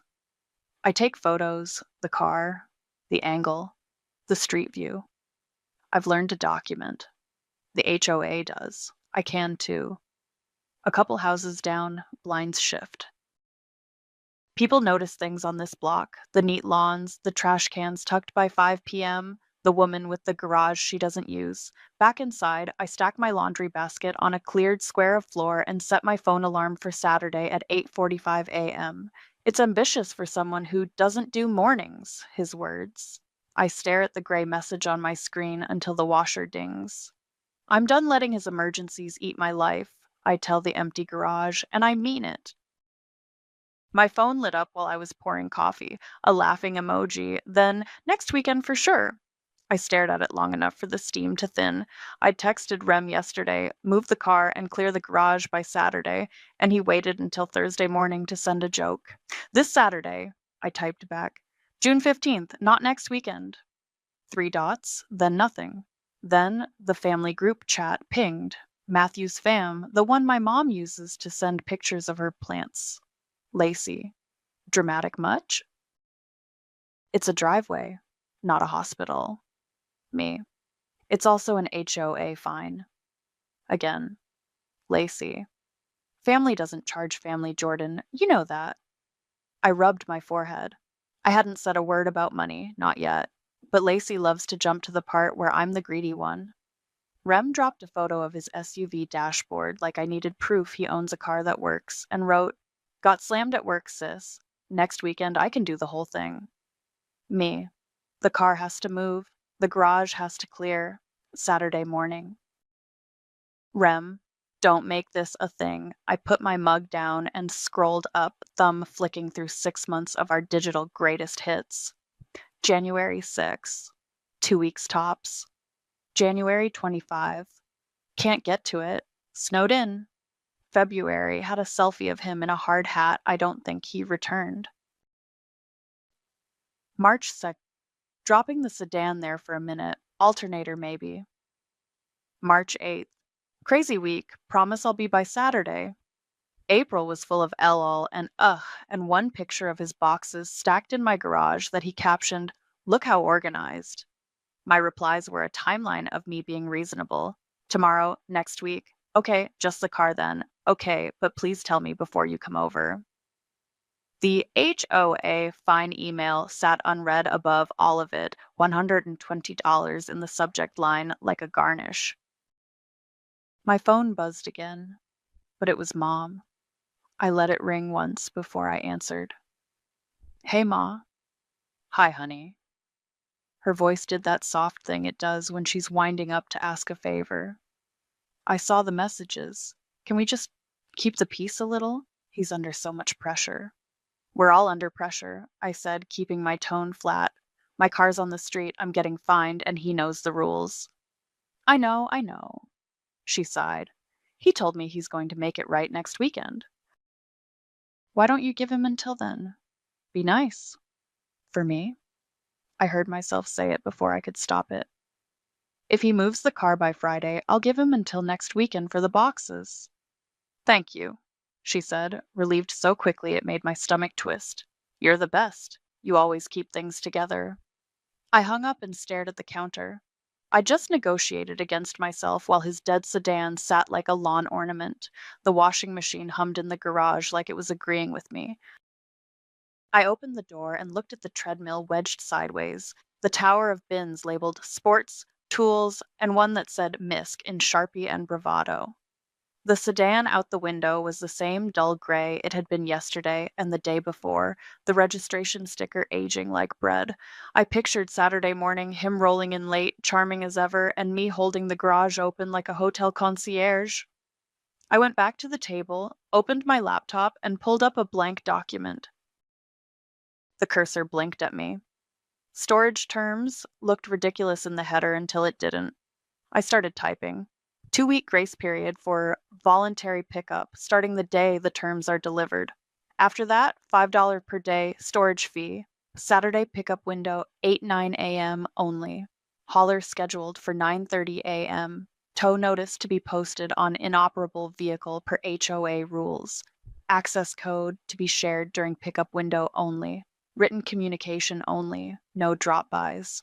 I paused, listening to my own breathing. My hands were shaky in that full body way that feels half fear, half engine starting. I wasn't inventing something cruel. I was writing down what any storage unit would tell him without apologizing for the font. The group chat pinged again. Lacey, you can't tow his car, OMG. Me, the HOA can. They sent the fine. I've paid 2 now. Rem, sis, come on, next weekend, promise. Me, car by Friday, garage Saturday, 8-9 a.m. If you want a later time, schedule next Saturday now. Rem, I can't do mornings. Me, then schedule next Saturday, 8-9. 3 dots, nothing. I saved the document and printed a test page just to hear the machine work. The page slid out warm. You're really doing this? I said out loud, which is something people who live alone do and don't admit. The answer was the draft in my hand. I put the paper on the fridge with a magnet shaped like a lemon and texted Maggie. You around tonight? I might need to borrow your calm face. She wrote back 2 bubbles. Always. And a thumbs up. I set another reminder in my phone.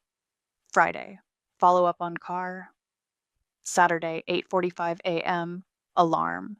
The calendar squares looked small and manageable. The anger that had been buzzing just shifted into something steadier. If he didn't want terms, he shouldn't have turned my house into his someday project. I took a breath, opened my laptop again, and kept typing. By lunch, I'd had enough of the dots not appearing game. I printed the terms, all 2 pages, with headings and bullet points like I was making a meeting agenda for one specific man who never reads agendas. I addressed 2 envelopes at the kitchen table, one to Rem, one to Lacey. Same address. I added certified mail, return receipt requested, like the post office lady taught me when I had to send a rent check once that a landlord claimed never arrived. I slipped the pages in with a short cover note. Please read these terms. Effective on delivery. At the post office, the line was the usual mixture of people with armfuls of Amazon returns, and one guy arguing about passport photos. I filled out 2 green cards, wrote my address in block letters, licked 2 too many flaps, and paid the clerk. She stamped everything with a satisfying thunk and slid the receipts back to me with tracking numbers circled. You'll get emails, she said, like she could see the folder structure in my brain. Back home, I went straight to the garage. I pulled a clear plastic tote from the stack and wiped the lid with my sleeve. I wrote, Remington, read this first in thick block letters. I taped a copy of the terms to the inside of the lid and another to the outside in case he tried to pretend he lost it between the driveway and the door. The tote went on top of his tools bin, so it would be the first thing his hand touched. The terms were simple: 2-week grace period for voluntary pickup starting the day you receive this.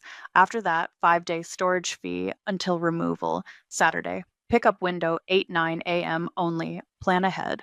Hauler scheduled for 9:30 a.m. on Saturday, June 15th to remove unclaimed items. Tow notice posted on inoperable vehicle per HOA rules. Tow may occur after the notice period. Access code will be shared during the pickup window only. No drop-bys without written confirmation. I read them twice, fixed a typo, and then started logging. I opened my phone's camera and walked through the garage like an insurance adjuster. I took photos of each stack and said out loud, his or mine, just to keep my head straight. His, 3 bins labeled sports, one with a cracked lid. Mine, 2 folding chairs, a box of holiday lights. His, broken speakers. Mine, the broom I can never find because it migrates behind his stuff. I made a folder called Rem, June, and moved the pictures in as I went. The treadmill got 3 shots, brand sticker, model number, the way it blocked the washer. Then I changed the garage keypad code. I had to pull the opener manual from a drawer and climb on a stepladder, which felt ceremonial. I pressed the little learn button until the light blinked, entered a new code, and tested it twice. The old code, the one they've been using like a library card, did nothing.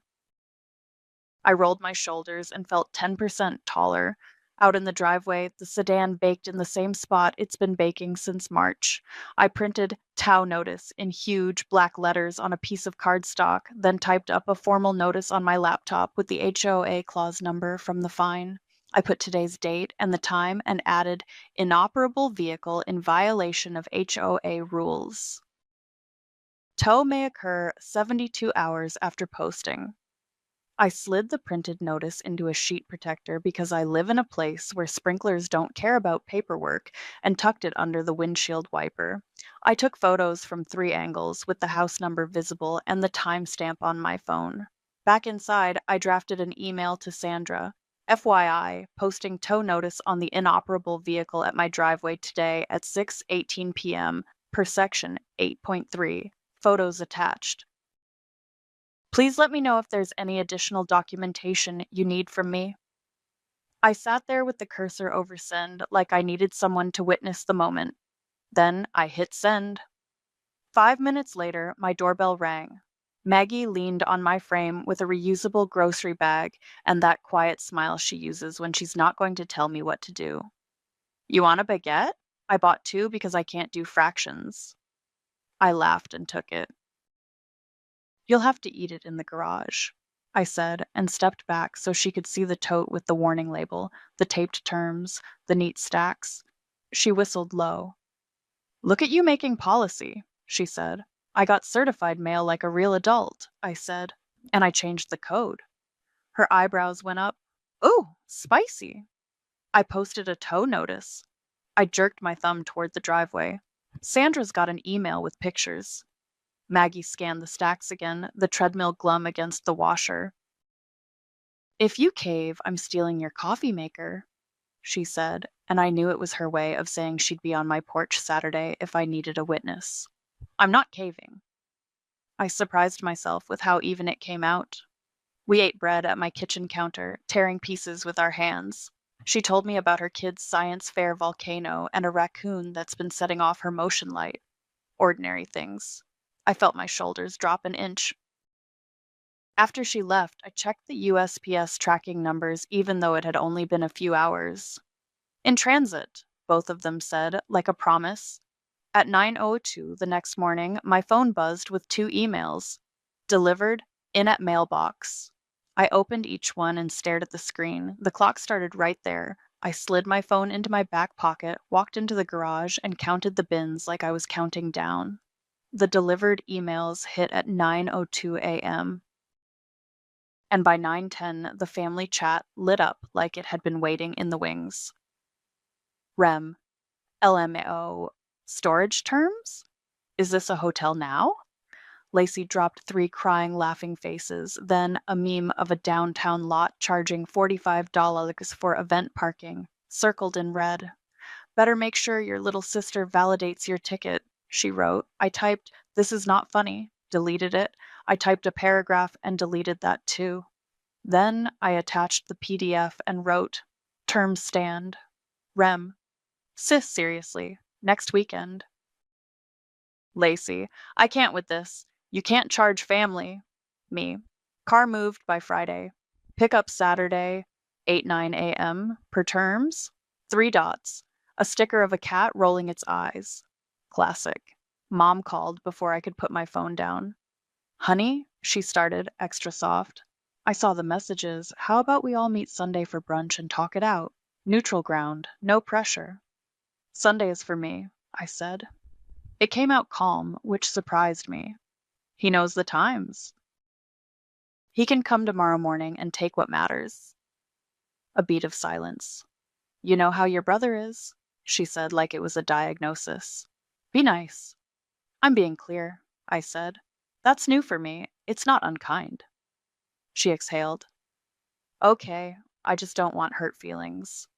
We're already there, I said, and glanced through the door glass at the heat baking my car on the street. I'll talk to you after the weekend.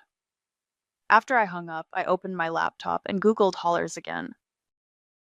I'd written Jorge 930 in the terms because he'd been the only one who called me back last month when I needed a fridge carted off for my neighbor. I found his number in my email and dialed. Reyes Hauling, a man said, bright like he actually liked his job. Hi, Jorge, it's Jordan. Townhouse with the 1-car garage and too much of my brother in it. He laughed. Hey, Jordan, Saturday still on? 9:30? Yes, I said. Can you do a mix? broken treadmill, some electronics, bins with miscellaneous junk, ground level, driveway access.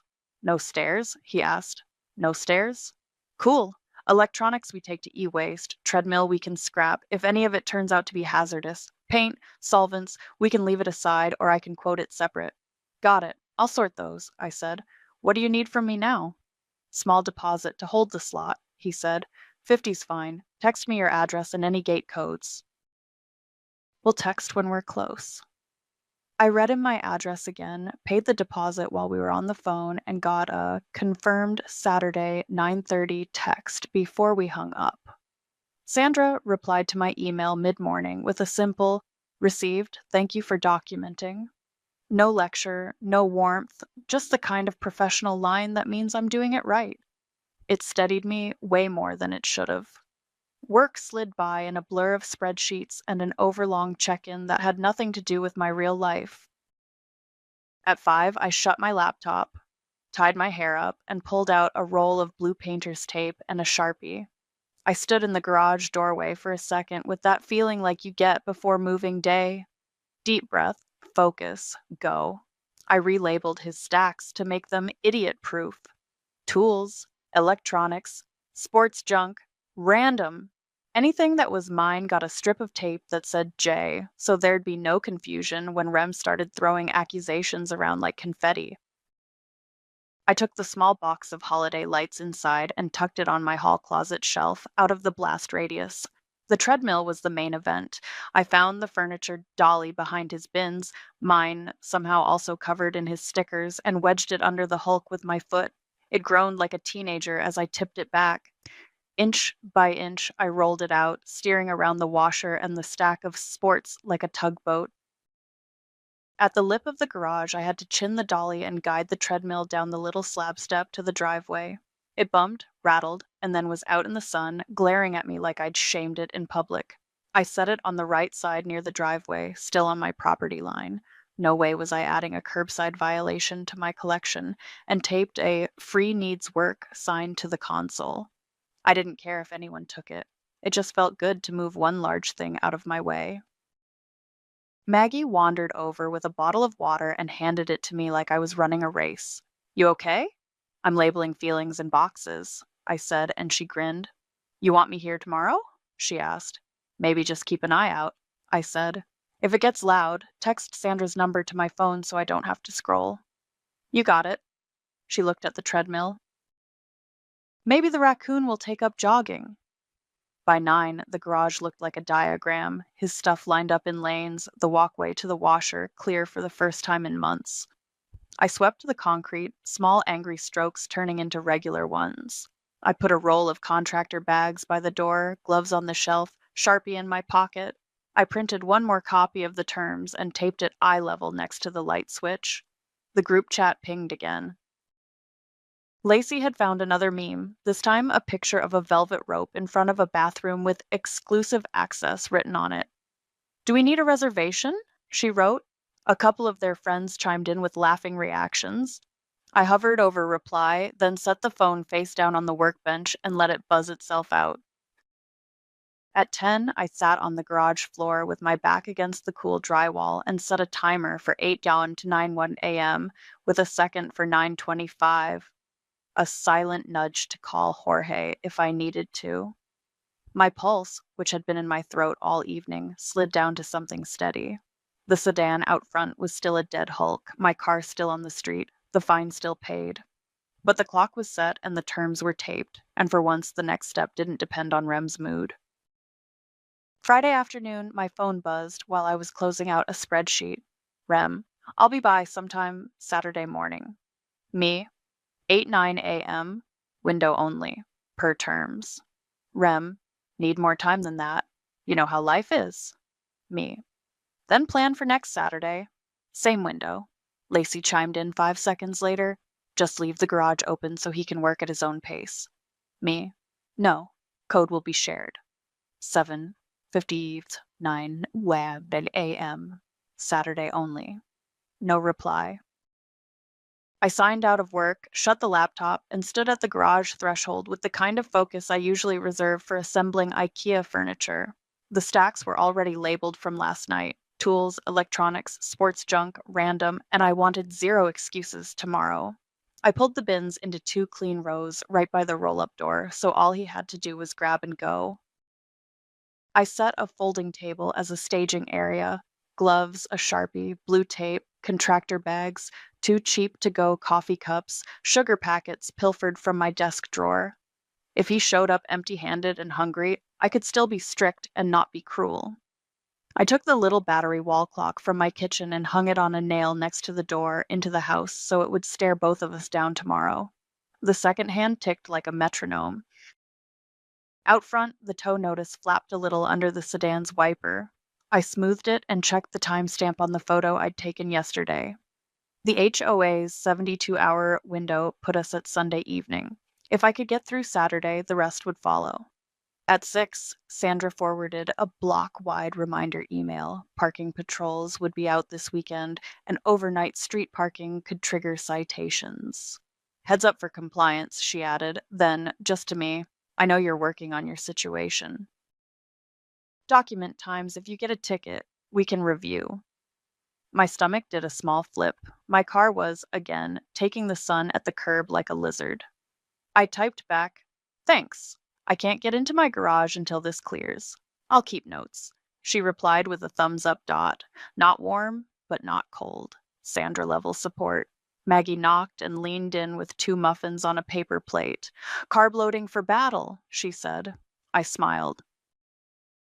"I set coffee cups out so I can't be accused of being a monster." "You're a monster with boundaries," she said. "That's progress." We ate muffins on the step and watched my block do its Friday night. Sprinklers ticking on, someone dragging a trash can back behind a fence, a teenager zipping by on a scooter. At 10:30, I locked the front door, brushed my teeth, and laid out joggers and a t-shirt so I wouldn't lose time in the morning. At 11, the keypad on the garage clattered. Beep, beep, beep, pause, beep, beep, beep. The metallic rattle of someone tugging the handle. I froze, then went to the front window and tilted the blind. Rem's SUV idled at the curb with the lights off. He was in the shadow by the garage, hood up on a sweatshirt, punching the old code like if he did it fast enough the past would come back. I stepped into the entry and texted him. New code shared, 7:55, 9 a.m.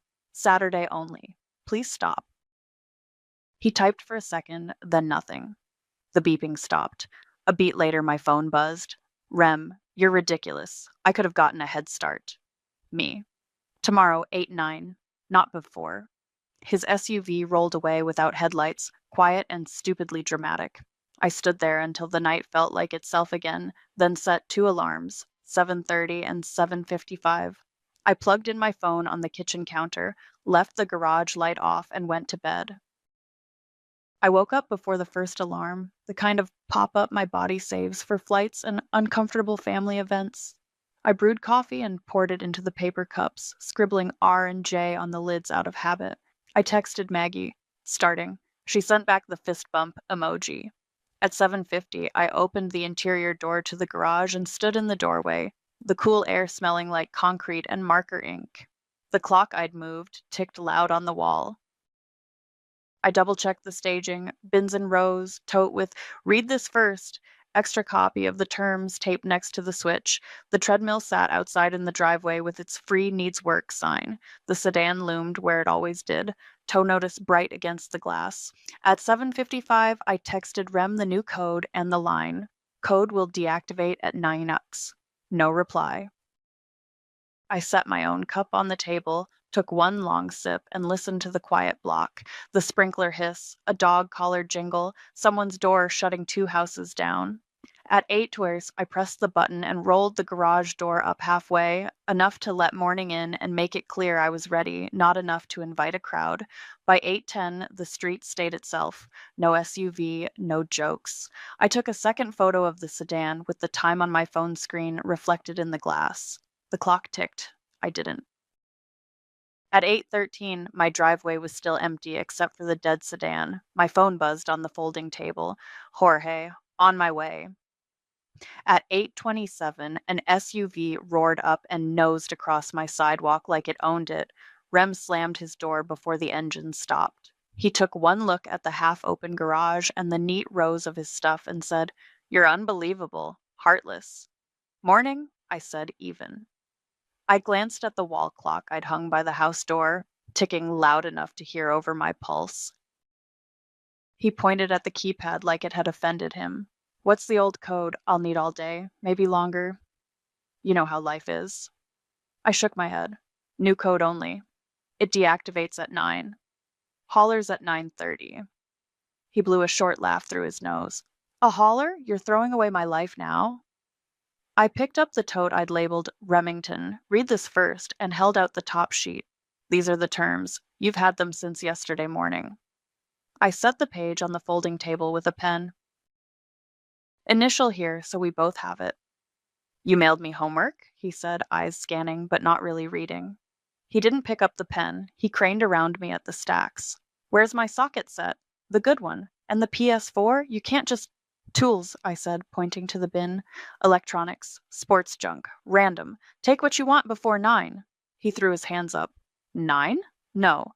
I can't do mornings, Jordan. We've been over this." "It's 8:30, I said. "You have 30 minutes." He stepped into the garage and grabbed his old metal toolbox, the one with the dent from our dad dropping it off a truck bed years ago. He popped the latch, peeked in like it might bite him, then set it back down and looked at me. "Do you remember my 12th birthday?" he said out of nowhere. "You were late to the party because of a study group, and Mom had to—" I blinked at him. "This isn't that. It's the same," he said, matching my step as I moved to the side to keep the walkway clear. "You make everything a schedule. You love a rule. It's a garage, not a bank vault."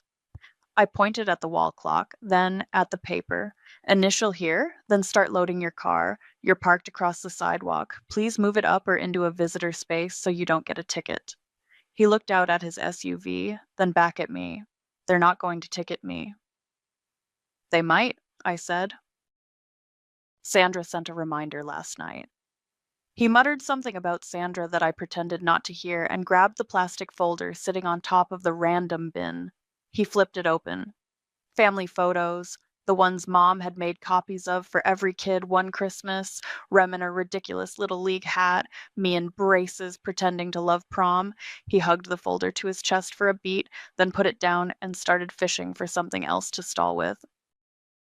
My phone chimed softly at 8:55, a reminder I'd set last night. I turned the volume down and set it face down again. 5 minutes, I said.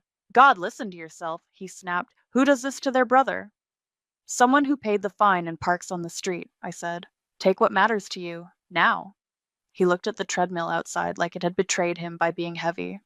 "I was going to fix that." "It's marked free," I said. "It's been here 6 months." He ran a hand through his hair and finally started moving. He slid the toolbox into the back of his SUV, then came back for the folder of photos. He grabbed a small box that said old letters in his handwriting and tucked it under his arm. He stood there, hands full, and tried again. "Give me until noon." 9, I said, and tapped the paper. "Initial, please." He finally snatched the pen, scrawled his initials on the bottom of the page like it was a parking ticket, and shoved it back at me. I circled them with my pen without thinking about it. He watched my hand and rolled his eyes. "You're really getting off on this." "I'm making sure we both know what we agreed to," I said. I slid his copy of the terms into the tote. "Do you want coffee?"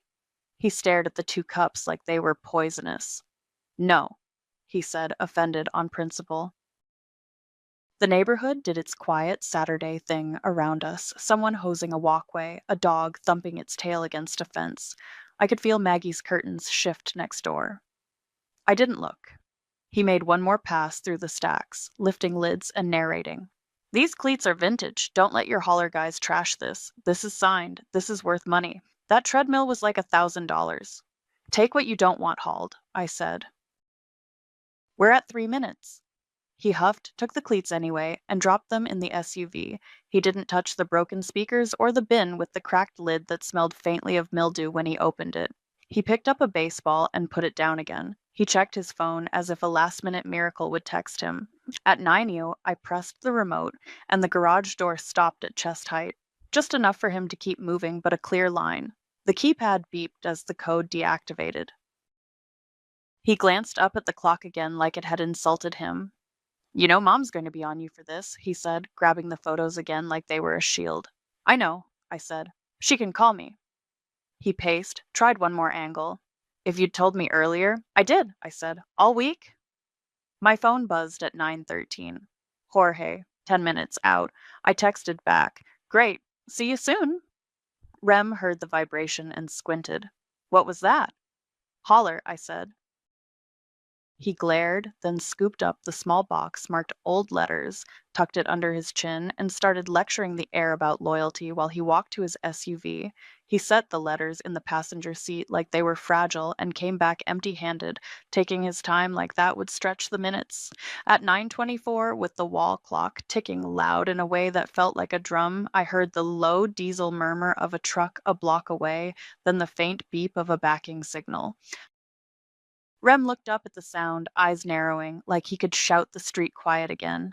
I stepped to the side, out of the doorway, and waited.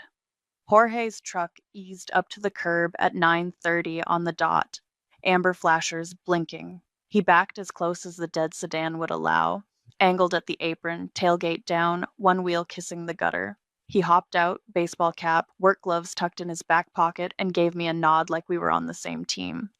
"Morning," he said. "Show me what's going." "Everything not marked J," I said. I handed him a copy of the terms with Rem's initials circled. "Owner was here earlier. He's taken what matters." Rem turned like I'd said his name wrong. "What matters?" he snapped. He gestured at the neat rows. "This is my life." Jorge watched me, not taking the bait. "Point and we'll load," he said. "We'll work quick." I stepped back from the doorway and said to Rem, but without heat, "Take what matters to you now." He actually looked then, really looked. His eyes fell on the toolbox, the folder of family photos, the small box marked old letters he'd waffled over. He made a choked sound, scooped them up like he thought I'd snatch them, and hustled them to his SUV, set them in, and slammed the hatch. Jorge and his guy, a quiet 20-something with a buzz cut, moved like a practiced pair. They took the treadmill first, rolling it up the ramps with a strap looped through the frame. It clanged a protest, and then settled. Broken speakers went next, a matching pair lifted like coffins, the cracked lid bin that smelled like a damp basement, the sports junk stack that creaked ominously when Buzzcut tipped it, the old duffel that sagged in the middle, all up and in, no commentary. Anything with a blue J got a wide berth. Twice, Jorge paused and checked in. "This bin too?" I nodded, and he kept going. "Hey," Rem barked, seeing the random bin leave the ground. "Careful, there's stuff in there that's worth money." "Then grab it," I said, still by the wall, palms open. "Now." A curtain whispered next door. I saw Maggie's silhouette, unmoving. Across the street, blinds lifted, then went still. Sandra's silver sedan wasn't in her driveway, but her flag bracket clicked in a light breeze. Rem hovered, indecision making him smaller. He pulled the random lid up, saw a tangle of cords and a cracked picture frame, and let it drop.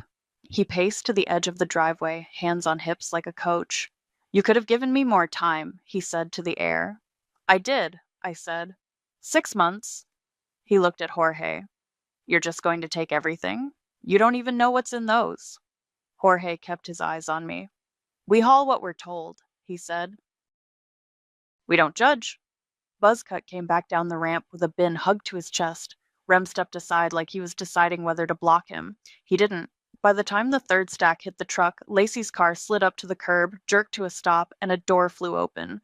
She came out already filming, camera up like a shield. "Wow," she said, making sure her voice carried. "Unbelievable. Disgusting." "Morning, Lacey," I said, the way you say it to the weather. I didn't look at her camera. She panned, catching the truck, the treadmill, the dead sedan, my face. "I can't wait to show Mom this," she said. "Family doesn't charge family. You're out here evicting." "I'm clearing my garage on the schedule I set," I said. I pressed the button and rolled the door up that last foot, then down to shoulder height again, not slamming it, just closing out the echo. Rem stalked to her and started explaining on a loop, big hand gestures, as if he could replay the morning a different way. "She changed the code," he said. She posted a tow notice like I'm a stranger.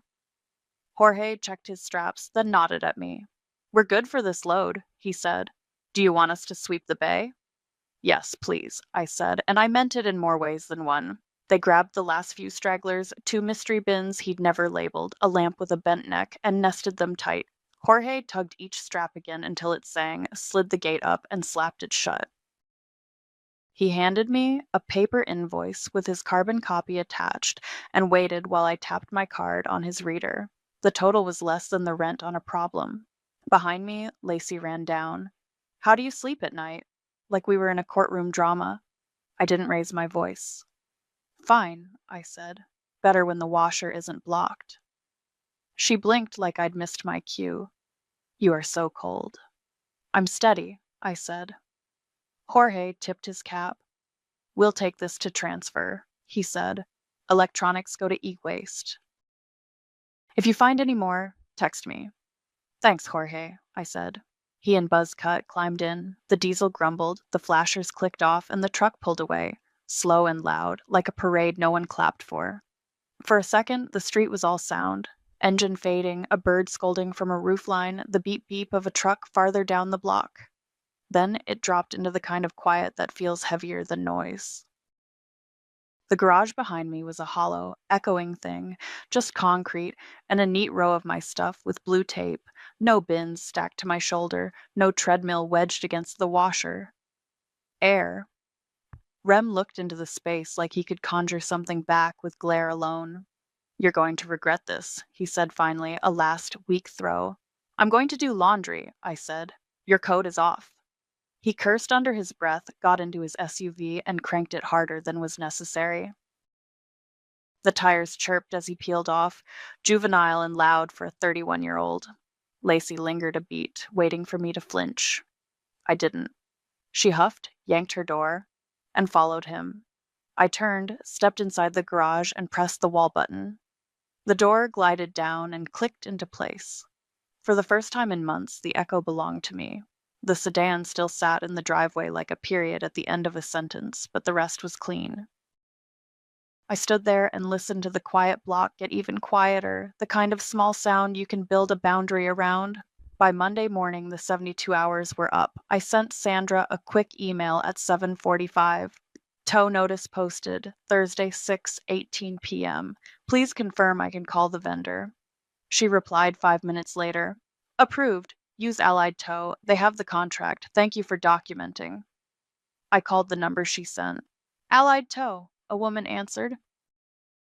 I gave the address, explained the dead sedan in my driveway, mentioned the posted notice and the HOA approval. We'll send Sterling, she said. He's close. Sterling rolled up in a flatbed at 9:05, hazard lights ticking. He hopped down, introduced himself, asked for my ID, and took a picture of the tow notice. You the owner of the property? He said, pen poised over a carbon form. Yes, I said, and signed where he tapped. He walked the perimeter of the car, checked the parking brake, and slid the forks under the front wheels with practiced ease. The winch groaned, rubber chirped, metal clanked, and the whole street heard it. My phone buzzed halfway through the process. Rem, what are you doing? Do not touch my car. Another ping. This is illegal. I took a picture of the sedan halfway up the bed with Sterling in frame and texted back. Notice posted, Thursday 6:13 at 6:18 p.m. Per HOA, Section 8.3 and Property Owner Authorization. Photo attached. Then I turned our thread to Do Not Disturb and put my phone face down on the workbench. Sterling secured the straps, tugged each tight, then handed me my copy of the form. It'll go to the lot on Industrial, he said. He can call the number on the sign to arrange pickup and fees. Anything else? That's it, I said. Thank you. He tipped his cap and drove off slow, the truck humming like a machine that sleeps well at night. I stood in the driveway and looked at what was left, bare concrete, a faint oil shadow, the wide mouth of my garage open and waiting. I pressed the fob on my keyring and my car chirped back from the street. It felt almost silly to move it 10 yards like I was borrowing my own life for a test drive. I pulled in, cleared the threshold with room on both mirrors, and cut the engine. The garage swallowed the sound and stayed clean. Rem's text stacked up in the background while I finished 2 small chores, wiping the oil spot with kitty litter and a broom, rolling the empty contractor bag box into the recycling. When I checked my phone again, there was one from Lacey. "You're sick. Family doesn't do this." The group chat had a string of question marks. I sent one message to the family thread. Car was towed per notice and HOA rules. My garage is now clear. Please address future storage needs elsewhere. Then I muted that too. I drove to work, parked under a tree like a novelty, and used lunch to swing by Rem and Lacey's place. I'd grabbed an envelope from my desk drawer that morning with Rem mail written on it in my handwriting from who knows when. It had his spare house key inside, the one they gave me for emergencies back when my number was also their locksmith. I added a printout of Jorge's invoice with a sticky note. Removal per storage terms, $0 storage fees within grace period, hauling cost enclosed, please reimburse, and under that, in pen, no more storage, no more open-ended favors. I dropped the envelope and the key through their mail slot and listened for the tiny thud. Back home that evening, Sandra waved from her walk and stopped at the edge of my driveway. We stood there like neighbors, not adversaries. "I reviewed your emails," she said. "Your timeline is solid. I'll recommend the board waive half of the fine since you enforced the rules reasonably and resolved it quickly." "Thank you," I said. I didn't try to smile too big. It felt like tempting fate. "You'll see a $60 credit on next month's assessment," she said. "Keep documenting, and congratulations on reclaiming your space." Maggie appeared with a grocery bag and held up a lemon like we were toasting. "Heard the tow," she said. "Brutal?" "Loudest relief I've ever heard," I said.